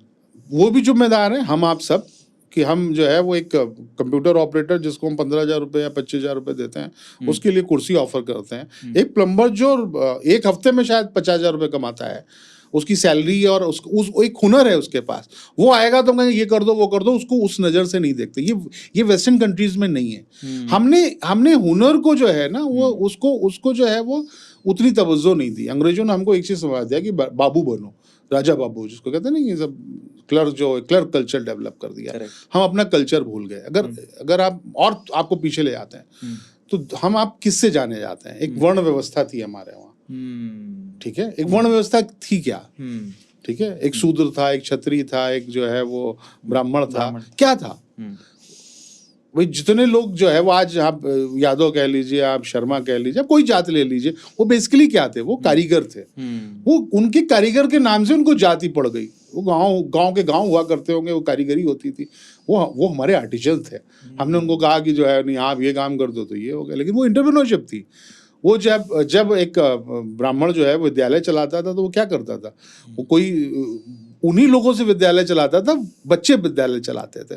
तो वो एक पूरी एक व्यवस्था हुआ करती थी। एक राजा क्या था कि वो एक स्टेट को, या एक जमींदार क्या था वो स्टेट को रन करता था, जिसको हम ठाकुर कहते हैं कम्युनिटी में। वो लगान वसूलता था और लोगों को जो है वो कोई सपोर्ट सिस्टम देता था। उस टाइम कॉलेज, एजुकेशन, धर्मशाला सब चलाते थे वो लोग। पर हमने पहले तो जो है वो हमारे जब अंग्रेज आए तो उन्होंने कहा कि नहीं, हमारे पहले जो है वो आप हमारे अंडर में काम करो, नौकरी करो, हम इतना पैसा देंगे। तो उन्होंने पैसा देना शुरू कर दिया, हम सब नौकर हो गए, वही लोगों की इज्जत होने लगी, बाकी सब बेकार हो गए। तो हमने उसी कल्चर को आज भी नहीं छोड़ा है। हमारे पास स्किल की कोई कदर नहीं है, हमारे पास नौकरी के ब्रांड की कदर है। फिर जितने हम आगे जब बढ़े कि आज जो है वो, पहले लोग क्या करते थे, आपने कभी अपने पुराने लोगों से सुना होगा कि जो है वो हम ड्यूटी पे जा रहे हैं, ये तो होता था ना। फिर वो ड्यूटी क्या हुई कि हम जो है वो सर्विस करने जा रहे हैं। तो मतलब पहले तो ड्यूटी थी, हम हक समझते थे, फिर वो हमने कहा कि ठीक है सर्विस हो गई। अब तो जो है वो मतलब हम क्या कहते हैं कि जो है वो हम नौकर होके रह गए, कि हम जो है वो नौकरी करने जा रहे हैं। तो हमने आपको नौकर समझ लिया है। और हम जो है वो, पर अगर ये जो गांव में अगर हम ये बदल देंगे, गांव में छोटे छोटे बिजनेसेस किए जा सकते हैं। हर घर में एक जो है वो पशु हुआ करता था, जहाँ से आप गोबर को ही शुरू करते हैं, तो गोबर से जो है वो वर्मी कंपोस्ट बनाई जा सकती है। गोबर से जो है आज पेंट बनने लगा है, गोबर से लकड़ बनने लगे हैं, गोबर से बायोगैस बनती है, गोबर से जो है वो सीएनजी बनती है, गोबर से जो है वो पता नहीं कितने तरीके के अब खिलौने बनने लगे। एक गोबर को जो है वो आप सोच लीजिए, तो उस गोबर को अहमियत दे दी है, पशु की अहमियत अपने आप हो गई। अगर आप एग्रीकल्चर पे जाइए तो एग्रीकल्चर में क्या है कि अगर आप जो है वो कोई भी एग्रीकल्चर कर रहे हैं तो वहां से आप कितने सारे बिजनेस, अगर वो जो खरपतवार भी निकल रहा है उससे ब्रिकेट बना सकते हैं। करेक्ट। वो जो वहाँ से जितना बायोमास निकल रहा है उसको आप कहीं ना कहीं ऑर्गेनिक मैन्योर में कन्वर्ट कर सकते हैं। छोटी छोटी चीज़ें जो है वो आप बुड़ के कोई काम शुरू कर सकते हैं। जैगरी में आजकल कितनी तरीके से कितना कुछ बिकता है। आप बहुत सारे जो है वो, क्योंकि लेबर सस्ता है तो छोटे मोटे जो है आर्टिजन के काम वहाँ पे करा सकते हैं। छोटे छोटे बिजनेस के जो है वो हब डेवलप किए जा सकते हैं। तो बहुत सारे बिजनेसेस मॉडल गाँव के अंदर ही किए जा सकते हैं और शायद कम मैन पावर में, सस्ती मैन पावर में किया सकते हैं और उसको स्टार्टअप से कनेक्ट करते हैं तो रूरल इंडिया अपने आप में बढ़ जाएगी। और खासकर जो वुमेन्स हैं वहाँ पे, वो सेल्फ हेल्प ग्रुप बना के, फार्मर प्रोड्यूसर ऑर्गेनाइजेशन बना के, क्लस्टर्स बना के एक तरीके के प्रोडक्ट को डेवलप किया जाए जिसके वो वैरायटी में डेवलप हो और उनको मार्केट मिल सके। तो बहुत सारे बिजनेस मॉडल हैं रूरल इंडिया के लिए अगर हमको करना है, और हमको इस यूथ को जो है वो नौकरी के ख्वाब नहीं पालने हैं, अपना कुछ करने का ख्वाब पलवाना है। ये इस पे हम इस मिशन पे काम कर रहे हैं और हमको लगता है कि सफलता मिलेगी। क्या बात है। फाइनली मुझे तो बहुत सारी चीज़ें जानने और समझने को मिली, बहुत मज़ा आ रहा है सर। पर अभी जो हमारे लॉन्ग क्वेश्चन आंसर सेशन था वो यहाँ पर फिनिश होता है सर। अब हम अगले सेशन की तरफ चलते हैं जो कि है पिक्चर बेस्ड एक सेशन रखा है सर हमने। हम आपके सोशल मीडिया पर या आपके जितने भी हिस्ट्री थी उसमें से कुछ पिक्चर्स हमने निकाली हैं, सेलेक्ट की हैं। हम आपको वो पिक्चर दिखाएंगे और आपको बताना है कि उसका कॉन्टेक्स्ट क्या है, कब थी और आपकी मेमोरी क्या है उससे जुड़ी हुई। शुरू करें? चलिए, तो फर्स्ट पिक्चर, इसके पीछे का कॉन्टेक्स्ट क्या है जरा जानना सब कुछ इन्हीं का दिया हुआ है। ये हमारे गुरुदेव हैं। Okay. इनका नाम जो है वो मैं नॉर्मली पब्लिक फोरम पे नहीं लेता, लेकिन सत्यमित्रानंद जी हैं जिनको पद्म विभूषण मिला था।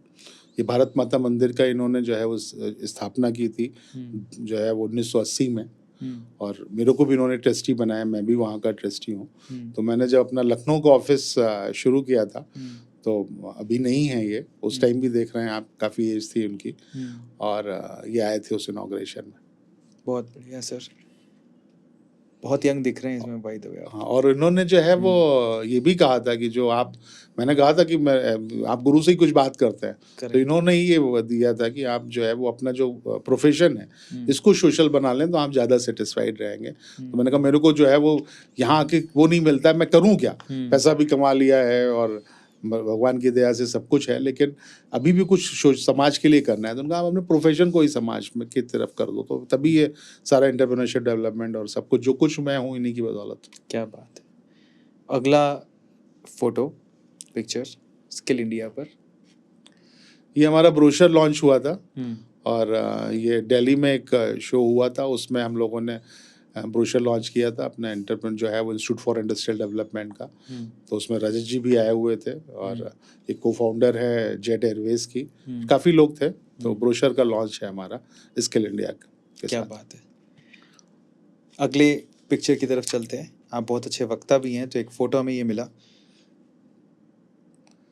हाँ, इसमें बहुत सारे महात्मा बैठे हैं और मतलब शायद आप देख पाएंगे कि सबसे जो मैं भारत माता मंदिर, मैंने जैसा बताया मैं उसका ट्रस्टी भी हूँ। तो हमारे गुरुदेव नहीं रहे थे जून 2019 में, तो उनकी अंत्येष्टि और उसके बाद जो एक हम लोग षष्ठी कहते हैं, ये उसका वो है।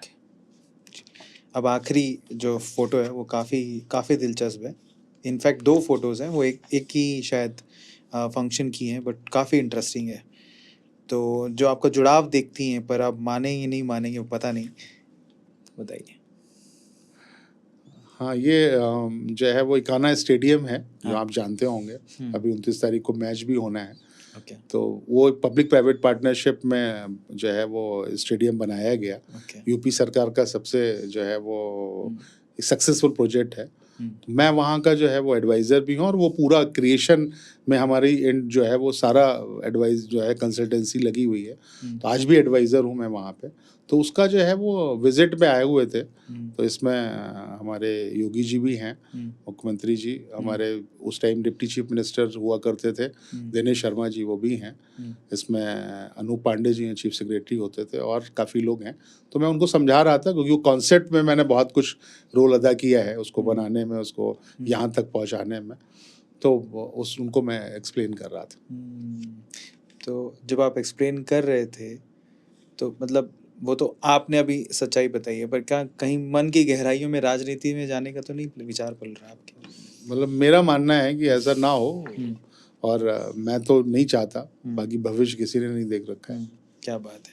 तो फाइनली ऐसी एक और फोटो जिसके बारे में मैं जानना चाहूँगा आपसे, और साथ में जानना चाहूँगा और फोटो में कौन कौन है, क्योंकि योगी जी तो दिख ही रहे हैं। ये हाँ, ये जब योगी जी के 100 दिन पूरे हुए थे तो मोदी जी आए हुए थे और उनके घर पे एक डिनर था, तो उसमें बुलाए गए थे जो 100 लोग, प्रतिष्ठित लोग। तो उसमें से उन्होंने मेरे को भी चूज़ किया था शहर के, और इसमें मोदी जी नहीं हैं पर उस मीटिंग में वो थे, तो मैं भी पहुंचा था। तो उसमें उनसे मिलने का और सब लोगों से मिलने का, मोदी जी से भी इंटरेक्ट करने का मौका मिला। क्या बात है। सो फाइनली ये हमारा फोटो सेशन ख़त्म हो गया, और अब आपको क्या करना है सर कि ये जो पिक्चर्स हैं, मैं आपसे पहले पूछूंगा कि जितनी पिक्चर्स हमने आपको दिखाई उसमें से आपकी फेवरेट पिक्चर कौन सी है सर? मेरे गुरुदेव जिसका जिसमें मैं हाथ पकड़े हुआ हूँ, उससे बेहतर कोई तो और कुछ हो नहीं सकती है। वो हाथ छोड़ के चले गए, लेकिन उनके जितने भी विचार हैं, उनकी जो भी, उसको हम फॉलो कर पाए, जी ऐसी कोशिश करते रहते हैं। जी, क्या बात है।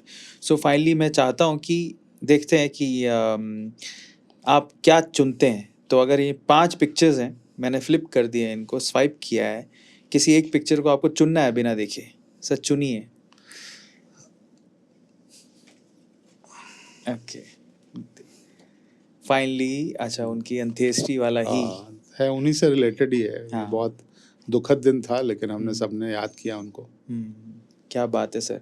तो फाइनली ये पिक्चर, हमारा पिक्चर सेशन ख़त्म हो गया। ये फ़ोटो और बहुत सारी फ़ोटोज़ हम आपको गिफ्ट में देंगे, पर ये याद के तौर पे हम रखें, क्योंकि आपने चुनी है, और ये हम याद के तौर पे रखेंगे। थोड़ी देर में आपका इसके ऊपर ऑटोग्राफ भी लेंगे। अब हमारे अगले सेशन की तरफ चलते हैं, जो हमारा आखिरी सेशन है, और वो है रैपिड फायर राउंड। तो अब आपसे, अभी तक आपने इत्मीनान से आंसर दिए जितने सवाल थे, अब हम आपसे क्विक आंसर चाहते हैं। जितना स्पीडली आप आंसर देंगे उतना ही ये मजा ध्यान आएगा। रखेंगे वो पॉइंट्स नहीं लाएंगे जो हमने आपको रिस्ट्रिक्ट किए थे। ठीक है सर, या ठीक पास है। भी कर सकता हूँ। पास भी कर सकते हैं सर, मना कर सकते हैं।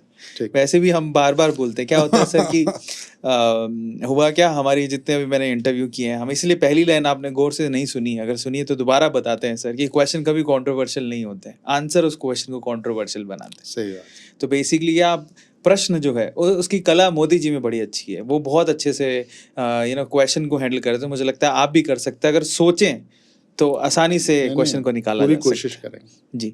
तो क्योंकि हर क्वेश्चन के बहुत सारे आंसर होते हैं, तो आप समझ ही गए क्या करना है। ठीक है सर।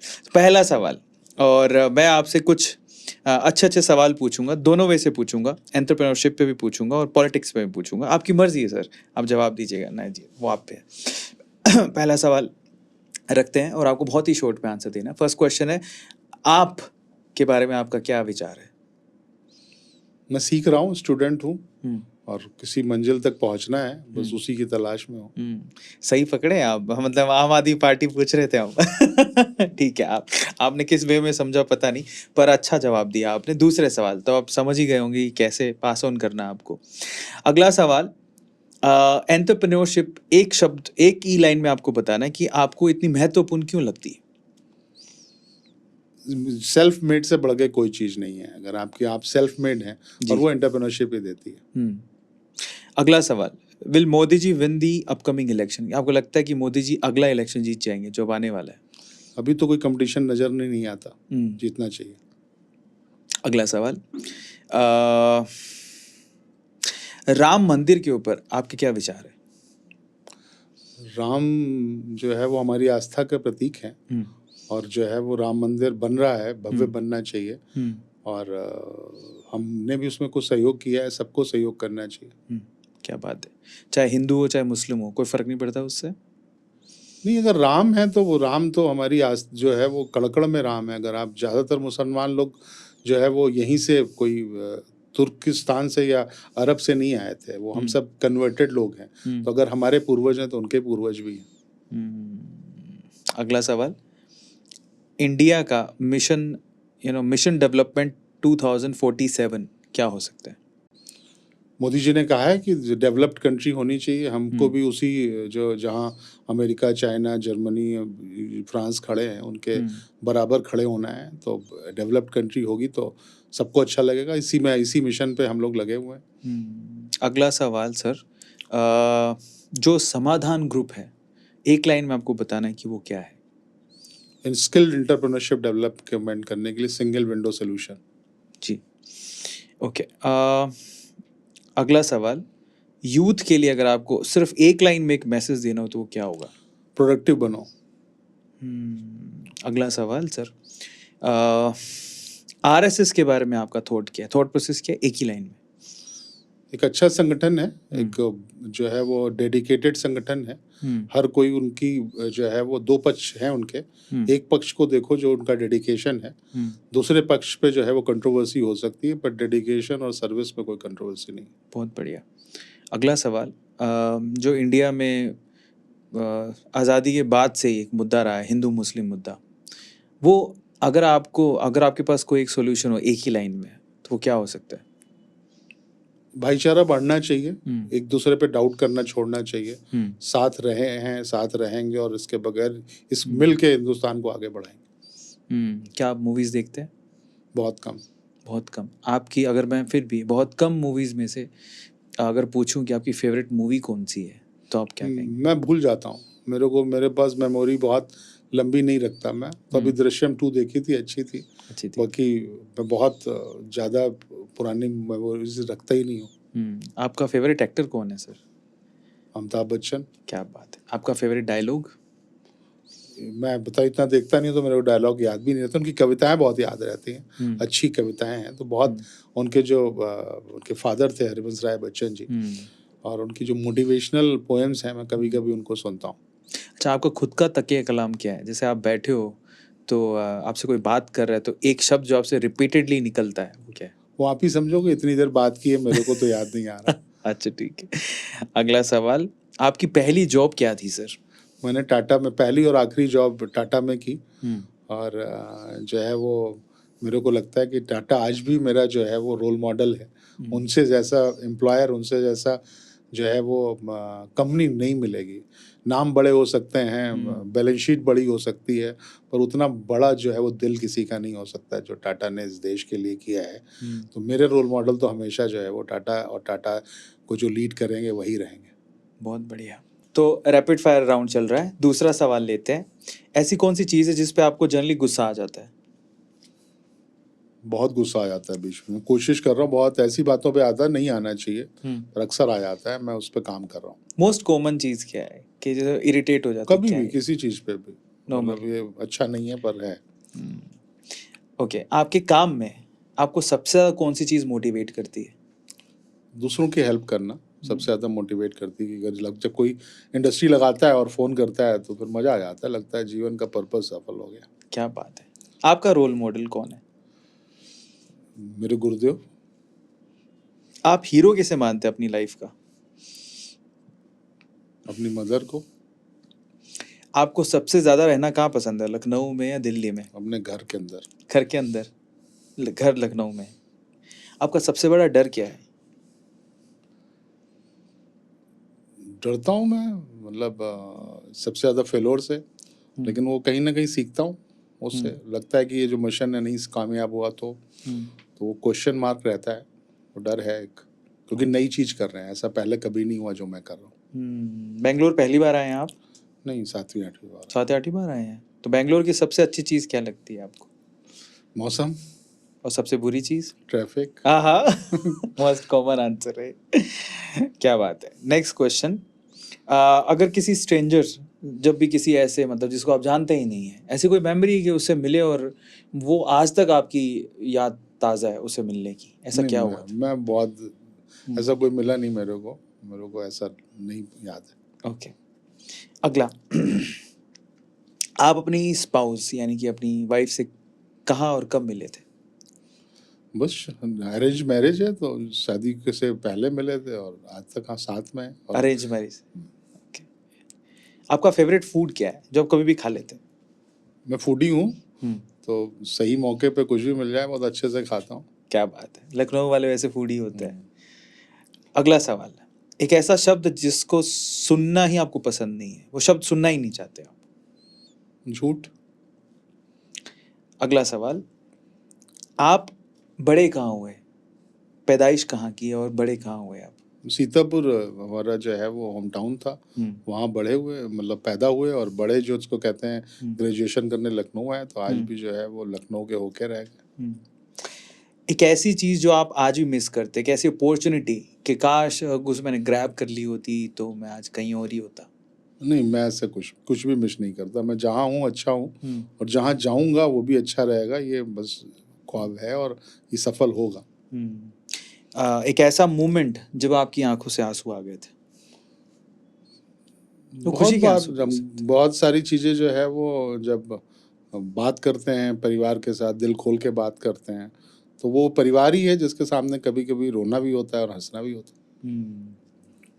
सबसे खुशी का पल आपकी जिंदगी में कब आया था, जो बहुत खुश थे, जो सब पूरी दुनिया ही भूल गए? ऐसा पल जो है वो आना बाकी है अभी। हाँ। हाँ, ऐसा आएगा एक दिन, अभी तो नहीं आया। एक्साइटमेंट ज़रूर होता है, फिर काम पे लग जाते हैं। आपके जीवन का ध्येय क्या है? बस एक ऐसा इकोसिस्टम बनाना जहाँ पे एंटरप्रेन्योर कोई भी नया फर्स्ट जनरेशन का बनना चाहे उसको सारी सपोर्ट मिले। ऐसा अकेला आदमी कुछ नहीं कर सकता। देखिए, ऐसा इकोसिस्टम डेवलप करके जाऊँ कि कुछ भी अगर एंटरप्रेन्योरशिप से रिलेटेड आए तो कहीं ना कहीं मेरा नाम आए। मोदी जी को एज अ लीडर आप 10 में से कितने नंबर देना चाहेंगे? 8। 2 नंबर किस बात के काटे आपने? एरोगेंसी के, इतना एरोगेंट नहीं होना चाहिए। ओके, ये बात आपको कैसे फील हुई? उनके बिहेवियर से समझ में आती है। अच्छा, मिले हैं? बहुत उनके आसपास के लोगों से मिला हूँ, ओके, और मतलब उनसे ही मिला हूँ। ओके। लेकिन वो उतना साबित करना के लिए एक 5 मिनट की या 2 मिनट की मुलाकात में नहीं होता, लेकिन मैं काफ़ी लोगों को जानता हूँ जो उनके आसपास। मोदी जी की सबसे प्लस पॉइंट क्या है, पॉजिटिव? लीडर हैं वो, लीडर, सच्चे लीडर हैं। वो जितना मोटिवेट कर सकते हैं, जो वो कर रहे हैं एक मिशन की तरह कर रहे हैं, और मिशन पे जो है वो लोगों को लाने के लिए हो सकता है ये एरोगेंसी ज़रूरी हो, लेकिन वो हर जो चीज़ें सपना पालते हैं वो कर दिखाया। कभी सोचा था कि 370 होगा, कभी किसी ने सोचा था कि जो है वो राम मंदिर बनेगा, कभी किसी ने सोचा था कि हम जो है वो स्वच्छता की तरफ सोचेंगे, कभी सोचा था कि जो है वो नोटबंदी होगी, कभी सोचा था कि जीएसटी इतना हावी होगी। तो जो भी किया उन्होंने दिल से खुल के और अच्छे ढंग से किया। तो ये लीडरशिप। तो फिर तो एरोगेंसी बनती है। हाँ, मतलब अगर आपने पूछा ना कि 2 नंबर क्यों कम दिए, तो परफेक्ट तो कोई भी नहीं होता। वो भी परफेक्ट मेरी नज़र में जो है वो कुछ मार्क्स कम रह गए, लेकिन हो सकता है किसी की नज़र में वो परफेक्ट हो, किसी की नज़र में बुरे हों। तो मतलब आप मानते हैं कि मोदी जी ने 56 इंच वाले सीने का काम कर दिखाया एज अ लीडर? बिल्कुल। क्या बात है। आपको सबसे ज्यादा इन्फ्लुएंस किसने किया? मेरे गुरुदेव ने। आपकी जिंदगी का सबसे बेहतरीन दिन कौन सा था? जिस दिन शादी हुई मेरी। आहा, वाह वाह वाह। बेहतरीन तो वही है, क्योंकि मेरी जो वाइफ है वो मतलब मैं पूरी तरीके से मेरा ध्यान रखती हैं, और मैं बहुत कुछ सपोर्टिव है, तो मेरे लिए तो सबसे बेहतरीन दिन वही है। क्या बात है, क्या बात है। अगले सवाल पर चलते हैं। आपने पैसे कमाए बहुत कि क्या कभी ऐसा हुआ है आपकी जिंदगी में कि आपने पैसे जीते हो? नहीं, कभी नहीं। कभी नहीं। मैं कभी जो है वो इस टाइप के किसी उससे दूर रहा हूँ, और मैं जीतने और उस पर विश्वास नहीं करता। क्या आप किस्मत पे विश्वास रखते हैं? हाँ, किस्मत है, पर बहुत बड़ा रोल नहीं है। मेहनत का जो है वो अगर बात करें तो शायद 80% होगा, किस्मत 20% होगी, पर किस्मत है। हर कोई को जो है वो मुकम्मल जहाँ नहीं मिलता, तो उसमें किस्मत का भी रोल रहता है। मेहनत तो बहुत लोग करते हैं। आपका सबसे बड़ा प्लस पॉइंट क्या है? मेरा जो है मैं मानता हूँ कि मेरा जो है वो कम्युनिकेशन जो है वो, मैं लोगों को जो है वो अच्छा कम्युनिकेट कर लेता हूँ। मेरे को नहीं लगा कि मैं किसी के साथ बैठा, मेरे को जो लगता है, और मैं उसको जो है वो अपने हिसाब से समझा ना पाया हूँ। ये वो समझ ना पाया अलग बात है, पर मैं अपनी बात कह लेता हूँ। आपका सबसे आपको भी लगा होगा शायद इंटरव्यू के बाद। बिल्कुल बिल्कुल सही बात है सर। इतनी देर आप देखो, आप कब से इंटरव्यू कर रहे हैं? नहीं, मैंने कोई ब्रेक नहीं लिया। तो आपको भी ये लगना चाहिए कि मैंने कोई क्वेश्चन लिखा पढ़ा नहीं बोला। तो ये मेरी स्ट्रेंथ है। मेरे को लगता है अगर आप उसको जस्टिफाई कर दोगे तो और अच्छा है। क्या बात है सर। नहीं, हम बिल्कुल मानते हैं। अगला सवाल लेते हैं सर। आपका माइनस पॉइंट क्या है, नेगेटिव पॉइंट? या गुस्सा बहुत आता है, तो उसको कम कर रहा हूँ। बहुत जो है फूडी हूँ, इसको कम कर रहा हूँ। थोड़ा शेड्यूल बहुत अच्छा नहीं है, तो बहुत सारी कमियां हैं, उस पर काम कर रहा हूँ। ठीक है। अब कुछ आखिरी सवाल है और जिसका जवाब आपको फटाफट से देने हैं सर। राहुल गांधी के बारे में आपके क्या विचार बहुत अच्छा है, आप पर्सन हैं। हैं? ठीक है। आप हंस रहे हैं तो आपको जवाब मिल गया। मैं इसलिए नहीं हंस रहा हूँ, मैं आप कैसे बच के निकल रहे हो उस पे हंस रहा हूँ। लीडर नहीं अच्छे हैं पर पर्सन अच्छे हैं। ऐसा नहीं, अभी तो वो अच्छा कर रहे हैं, जैसे वो जो नहीं, भारत मैं उसको बहुत अप्रिशिएट करता हूँ। ये गांधी जी भी चले थे दांडी यात्रा में, तो शायद 350 किलोमीटर चले थे। 3500 किलोमीटर चलना, ये कहीं ना कहीं मीडिया उनको अंडर एस्टिमेट कर रहा है। ये अंडर एस्टिमेट करने वाली बात नहीं है। तो वो भी टी शर्ट में इतनी सर्दी में। वो उसका हर आदमी में, आप भी देखिए कितना बढ़िया फिजिक मेंटेन करते हैं। वो हमारे ऋषि मुनि जो है वो, मैं तो क्योंकि महात्माओं के साथ इतना रहता हूँ, तो वो तो एक चद्दर में एक उसमें जो है वो पूरा हिमालय तक में बिता देते हैं। तो ये तो पर्सन टू पर्सन डिपेंड करता है, ये बड़ी नहीं है। लेकिन इतना बड़ा संकल्प पालना और 3500 किलोमीटर चलना, ये एक अपने आप में इसको बड़ी बात एक जो है उसको उतना ड्यू रिस्पेक्ट नहीं मिली जितनी मिलनी चाहिए। आपको नहीं लगता कि अब्राहम लिंकन की तरह, जैसे अब्राहम लिंकन फेल हुए थे 12 बार, पर 13 बार तो वो बन ही गए थे प्रेसिडेंट यूएस के, राहुल गांधी भी कोई प्रधानमंत्री बन पाएंगे इंडिया के? आपको क्या लगता किस्मत वाला है, 80-20 है। मतलब किस्मत कितनी काम करती है, हाँ। ये उस पर डिपेंड है। लेकिन अभी बहुत सीखना है उनको। भाई बहुत सीखना है, मतलब कितना सिखाएगा इंसान वो, 20-25 साल तो हो गए उनको। देखिए उतने बुरे नहीं है जितना मीडिया दिखाता है। ये आप ये मान लीजिए, अगर आप जरा सा भी समझदार हैं तो उतनी बुरी बातें भी नहीं करते जितना तोड़ मरोड़ के जो है वो एक जो है वो सोशल मीडिया इंडस्ट्री से पेश किया जाता है। इतने बुरे नहीं हैं। लेकिन ये है कि अभी बहुत यंग है और बहुत कुछ उनके पास उनको सीखने को है। और एक अच्छा जो है वो हमारे लोगों के लिए अच्छा है कि स्ट्रांग जो है वो अपोजिशन होना चाहिए। वो सीखेंगे तो देश आगे बढ़ेगा। पर आपको नहीं लगता कि सोशल मीडिया चुनावों पे भी ज़्यादा हावी हो रहा है? क्योंकि जो सोशल मीडिया पे दिख रहा है उस हिसाब से अपने एक इमेज पोर्ट्रे कर लेते हैं। मैं भी कौन सा राहुल गांधी से मिला हूँ, लेकिन मैं उस वे से नहीं हंस रहा हूँ, मेरे रीज़न अलग है। बट आज मेरे पास जो इमेजेस हैं 2 लीडर्स के बारे में, वो सोशल मीडिया की देन है। वो गलत नहीं? आपको समझ होनी चाहिए। सोशल मीडिया और मीडिया की हर इंफॉर्मेशन कैसे आपको लेनी है, ये आपकी समझ पे डिपेंड करता है। सोशल मीडिया क्या समझाने के लिए लगा है, ये तो आप भी जानते हो। अगर ये समझ आप में नहीं है, या न्यूज़ क्या दिखा रही है ये समझ में नहीं है, यही जनरल पब्लिक में और इंटेलेक्चुअल में फ़र्क है। अगर आप इंटेलेक्चुअल हैं, और दुनिया में बहुत लोग इस बात को समझ रहे हैं।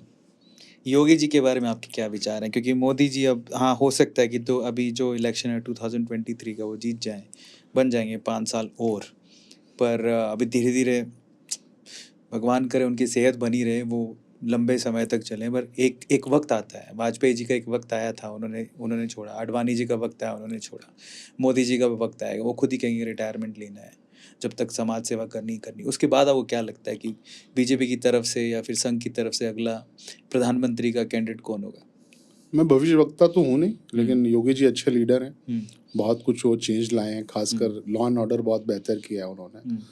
तो भविष्य के हाथ में ही छोड़ दें हम, लेकिन वो अच्छे लीडर हैं। आपने बहुत सारी फोटो भी मेरी उनके साथ दिखाई, इसलिए मैं जो है उस बारे में क्या कमेंट करूं, लेकिन वो अच्छे लीडर हैं। नहीं, पर जैसे आपने मोदी जी के लिए कहा कि वो पहले 5 मिनट में, या जो भी आपने सुनी कि वो एरोगेंट लगते हैं, ऐसे योगी जी के बारे में भी वहाँ की जनता कहती है, क्योंकि वो मिलने का समय नहीं देते, बहुत इंतज़ार करवाते हैं, जहाँ तक हमने सुना है। और बहुत ही डिफरेंसेस हैं जो मुख्यमंत्री और उप मुख्यमंत्री हैं, क्योंकि उप मुख्यमंत्री जैसे चुनकर आए हैं उनमें बहुत डिफरेंसेस हैं। और लॉ एंड ऑर्डर और जो भी लॉ लागू होता है यूपी के अंदर, उनमें भी काफ़ी ज़्यादा डिफरेंसेस और मनमानी करते हैं। तो मैं यूपी से आता हूँ और आप बेंगलोर में बैठे हैं। आप फ़र्क महसूस कर लेंगे अगर आप यूपी जाएंगे। बहुत इजीली अवेलेबल है वो भी सबकी सुनते हैं। हाँ। और अपने ढंग से डिसीजन लेते हैं। तो बहुत फ़र्क है। आप ऐसे मैं नहीं जानता ऐसे 50 लोगों को जो मोदी जी से मिले हैं, पर ऐसे मैं 500 लोगों से ज़्यादा लोगों को जानता हूँ जो योगी जी से ईजिली से मिले हैं। नहीं, मैं मानता हूँ बिल्कुल। एक चीज़ तो मैं यहाँ, देखिए, हम चाहे बेंगलुरु में बैठे हों, लेकिन आप इतना तो समझ ही गए होंगे कि मैं इस चेयर पे बैठा हूँ तो पूरी जानकारी लेके बैठा हूँ। और ये चीज़ मैं बिल्कुल एक्सेप्ट करता हूँ कि जो लॉ एंड ऑर्डर ठीक किया है यूपी में, वो कमाल है। योगी जी के अलावा कोई नहीं कर सकता था। फिर भी यूपी संभालना अलग बात है, और पूरे इंडिया की गद्दी को संभालना अलग बात है। आपको लगता है कि उतने सक्षम है वो? भविष्य किसी ने नहीं देखा है, लेकिन जब मौका आएगा तो वो अच्छा परफॉर्म करेंगे, ये मानना है। क्या बात है। बहुत बढ़िया बढ़िया सवाल लिए हमने, अब हम एक आखिरी राउंड की तरफ चलते हैं, क्योंकि इनको नॉलेज बहुत है, तो हम एक और राउंड आपके साथ करते हैं। बड़ा मज़ा आ रहा है, ये आखिरी राउंड है। मैं शब्द बोलूँगा कुछ, और वो शब्द सुनते ही आपके दिमाग में सबसे पहला रिएक्शन क्या आता है वो आपको बताना है। जैसे एग्जाम्पल देते हैं, एग्जाम्पल में खेलते हैं तो आपको ज़्यादा आसानी से समझ में आएगा। जैसे अभी मैं तुरंत बोल दूँ कि जलेबी, तो ऑब्वियसली आपके मुंह में पानी आएगा। तो that is a reaction from your body और योर माइंड। वो बॉडी का रिएक्शन भी माइंड के ऊपर से ही आया है। तो मैं शब्द बोलूँगा, आपका जो भी रिएक्शन आपको तुरंत बताना है कि सुनते ही आपके दिमाग में क्या है। शुरू करें? बिल्कुल। ये काफ़ी इंटरेस्टिंग है। पहला सवाल लेते हैं सर। First question, Indian media, fake, Indian youth, channelised, to be channelised, Indian politics, required opposition, strong opposition, Mahatma Gandhi, ultimate leader, Bhagat Singh, ultimate the role model of youth, Indira Gandhi, iron lady, Lal Bahadur Shastri, a dynamic personality, Rahul Gandhi, a good person, Manmohan Singh, a good advisor or finance person, Modi ji, Narendra Modi, a perfect leader, Yogi Adityanath, a administrator, a strong administrator. Arvind Kejriwal. No comment. वाह sir, एक question तो छोड़ दीजिए, इस पर comment ना करूं। मजेदार, ठीक है। तो बस समझ आता है ना आदमी, जब आप हर एक सवाल में अच्छे अच्छे आपने शब्द बोले, तो इसे समझ आता है ना आदमी कि आप क्या इमेज लेके घूम रहे हो। इतनी अहमियत देने की जरूरत नहीं है। ऐसा मजेदार, ठीक है। हमें हमारा वो कट मिल गया, नो कमेंट, यही डायरेक्ट, है ना। आप आखिरी सवाल की तरफ चलते हैं, मतलब यही है। अब हम लास्ट वन वर्ड की तरफ चलते हैं। सीएम मुकेश शुक्ला की वाइफ, परफेक्ट। आपके गुरुजी, सब कुछ। CM Mukesh Shukla, student, Mukesh Shukla as a person,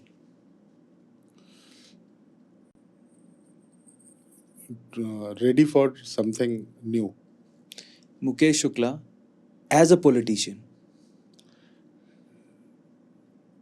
not required. Politics is not required in my life. Mukesh Shukla's father, आपके पिताजी, A good person. आपकी मदर, आपकी माता जी, बताया रोल मॉडल मेरी। क्या बात है। सो फाइनली हमारे ये सेगमेंट भी ख़त्म होता है। बहुत मज़ा आया, लिटरली बता रहा हूँ मैं। मुझे इतना इंटरेस्ट आ रहा है कि मुझे लगता है कोई एक और सेगमेंट होता तो मैं काश मैं वो भी कर लेता। और लिटरली आप लोगों ने भी इन्जॉय किया होगा, नो डाउट अबाउट इट। चाहे देखो, age is just a number, वो इन्हीं एग्जांपल्स के लिए सेट किए जाते हैं lines. Age is just a number, और एक्चुअली नॉलेज सब कुछ होती है। इनके पास बहुत नॉलेज है। मुझे तो बड़ा मज़ा आया, और मैं चाहता हूँ कि जो लोग भी देख रहे हैं सेशन को, जितना ज़्यादा शेयर कर सकते हो उतना ज़्यादा शेयर करो। कुछ तीखे सवाल थे, है ना, और इन्होंने बताया इनके नेगेटिव साइड भी, उनको गुस्सा आता है, लेकिन आज पूरे सेशन में नेगेटिव हो चाहे पॉजिटिव हो, हर बात का जवाब बड़े इत्मीनान से दिया, बड़े धैर्य के साथ दिया। ये एक लीडर की क्वालिटी होती है। भले ही ये कहें कि मैं पॉलिटिक्स में इंटरेस्टेड नहीं हूँ, बट ऐसे लोगों की ज़रूरत है हमें आगे बहुत ज़्यादा। और ऊपर वाला आपको बहुत तरक्की दे। आप जहाँ जाना चाहते हैं, आप जो करना चाहते हैं यूथ के लिए, बहुत अच्छा कर रहे हैं, और वो आपका सपना साकार हो सर, पूरा हो। हम लोग दिल से यही दुआ करेंगे। आखिर में जाते जाते हम आपसे, क्योंकि आप बहुत ज़्यादा स्टार्टअप पे काम किए हैं, और आप यूथ एम्पावरमेंट के बारे में सोच रहे हैं, आप वुमेन एम्पावरमेंट के बारे में सोच रहे हैं, काफ़ी अच्छा काम कर रहे हैं। पर अगर ऐसी 3 advices as a senior person आपको देनी हो इस यूथ को जो आपको आज देख रहा है, तो क्या होगी?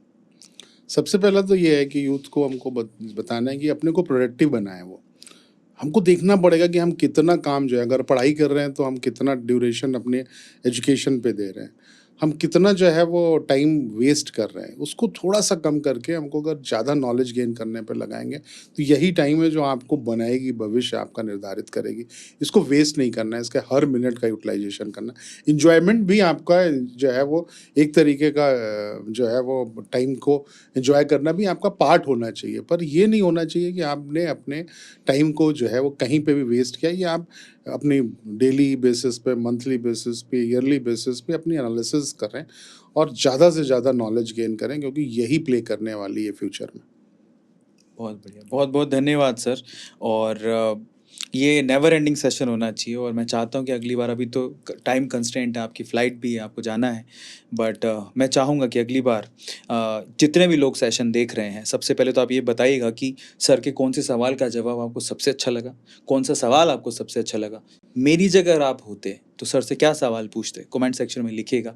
हो सकता है जब अगली बार सर से हम मिलें, अगली बार जब इंटरव्यू करें, और इनफैक्ट मैं खुद जाना चाहूँगा आपके स्टूडियो में आपसे मिलने के लिए, और अगर मौका पड़ा तो हम लोग फिर से यहाँ इसी सीट पर फिर से हॉट सीट करके एकदम बढ़िया गर्म-गर्म सवालों के जवाब आपसे लेंगे, है ना? ऐसा वक़्त दोबारा आए तो आप कौन-सा सवाल पूछना पसंद करेंगे? कमेंट सेक्शन में ज़रूर लिखिएगा, और ऐसी अमेजिंग सेशंस के लिए ए2 मोटिवेशन चैनल को सब्सक्राइब करना मत भूलिएगा, शेयर करिएगा, बहुत ज़रूरी है, क्योंकि हम बहुत मेहनत कर रहे हैं, देख रहे हैं आप लोग द अरविंद अरोड़ा शो में, क्योंकि अच्छी चीज़ें फैलाने से फैलती हैं, बुरी चीज़ तो आप 2 मिनट में फैला ही देते हो।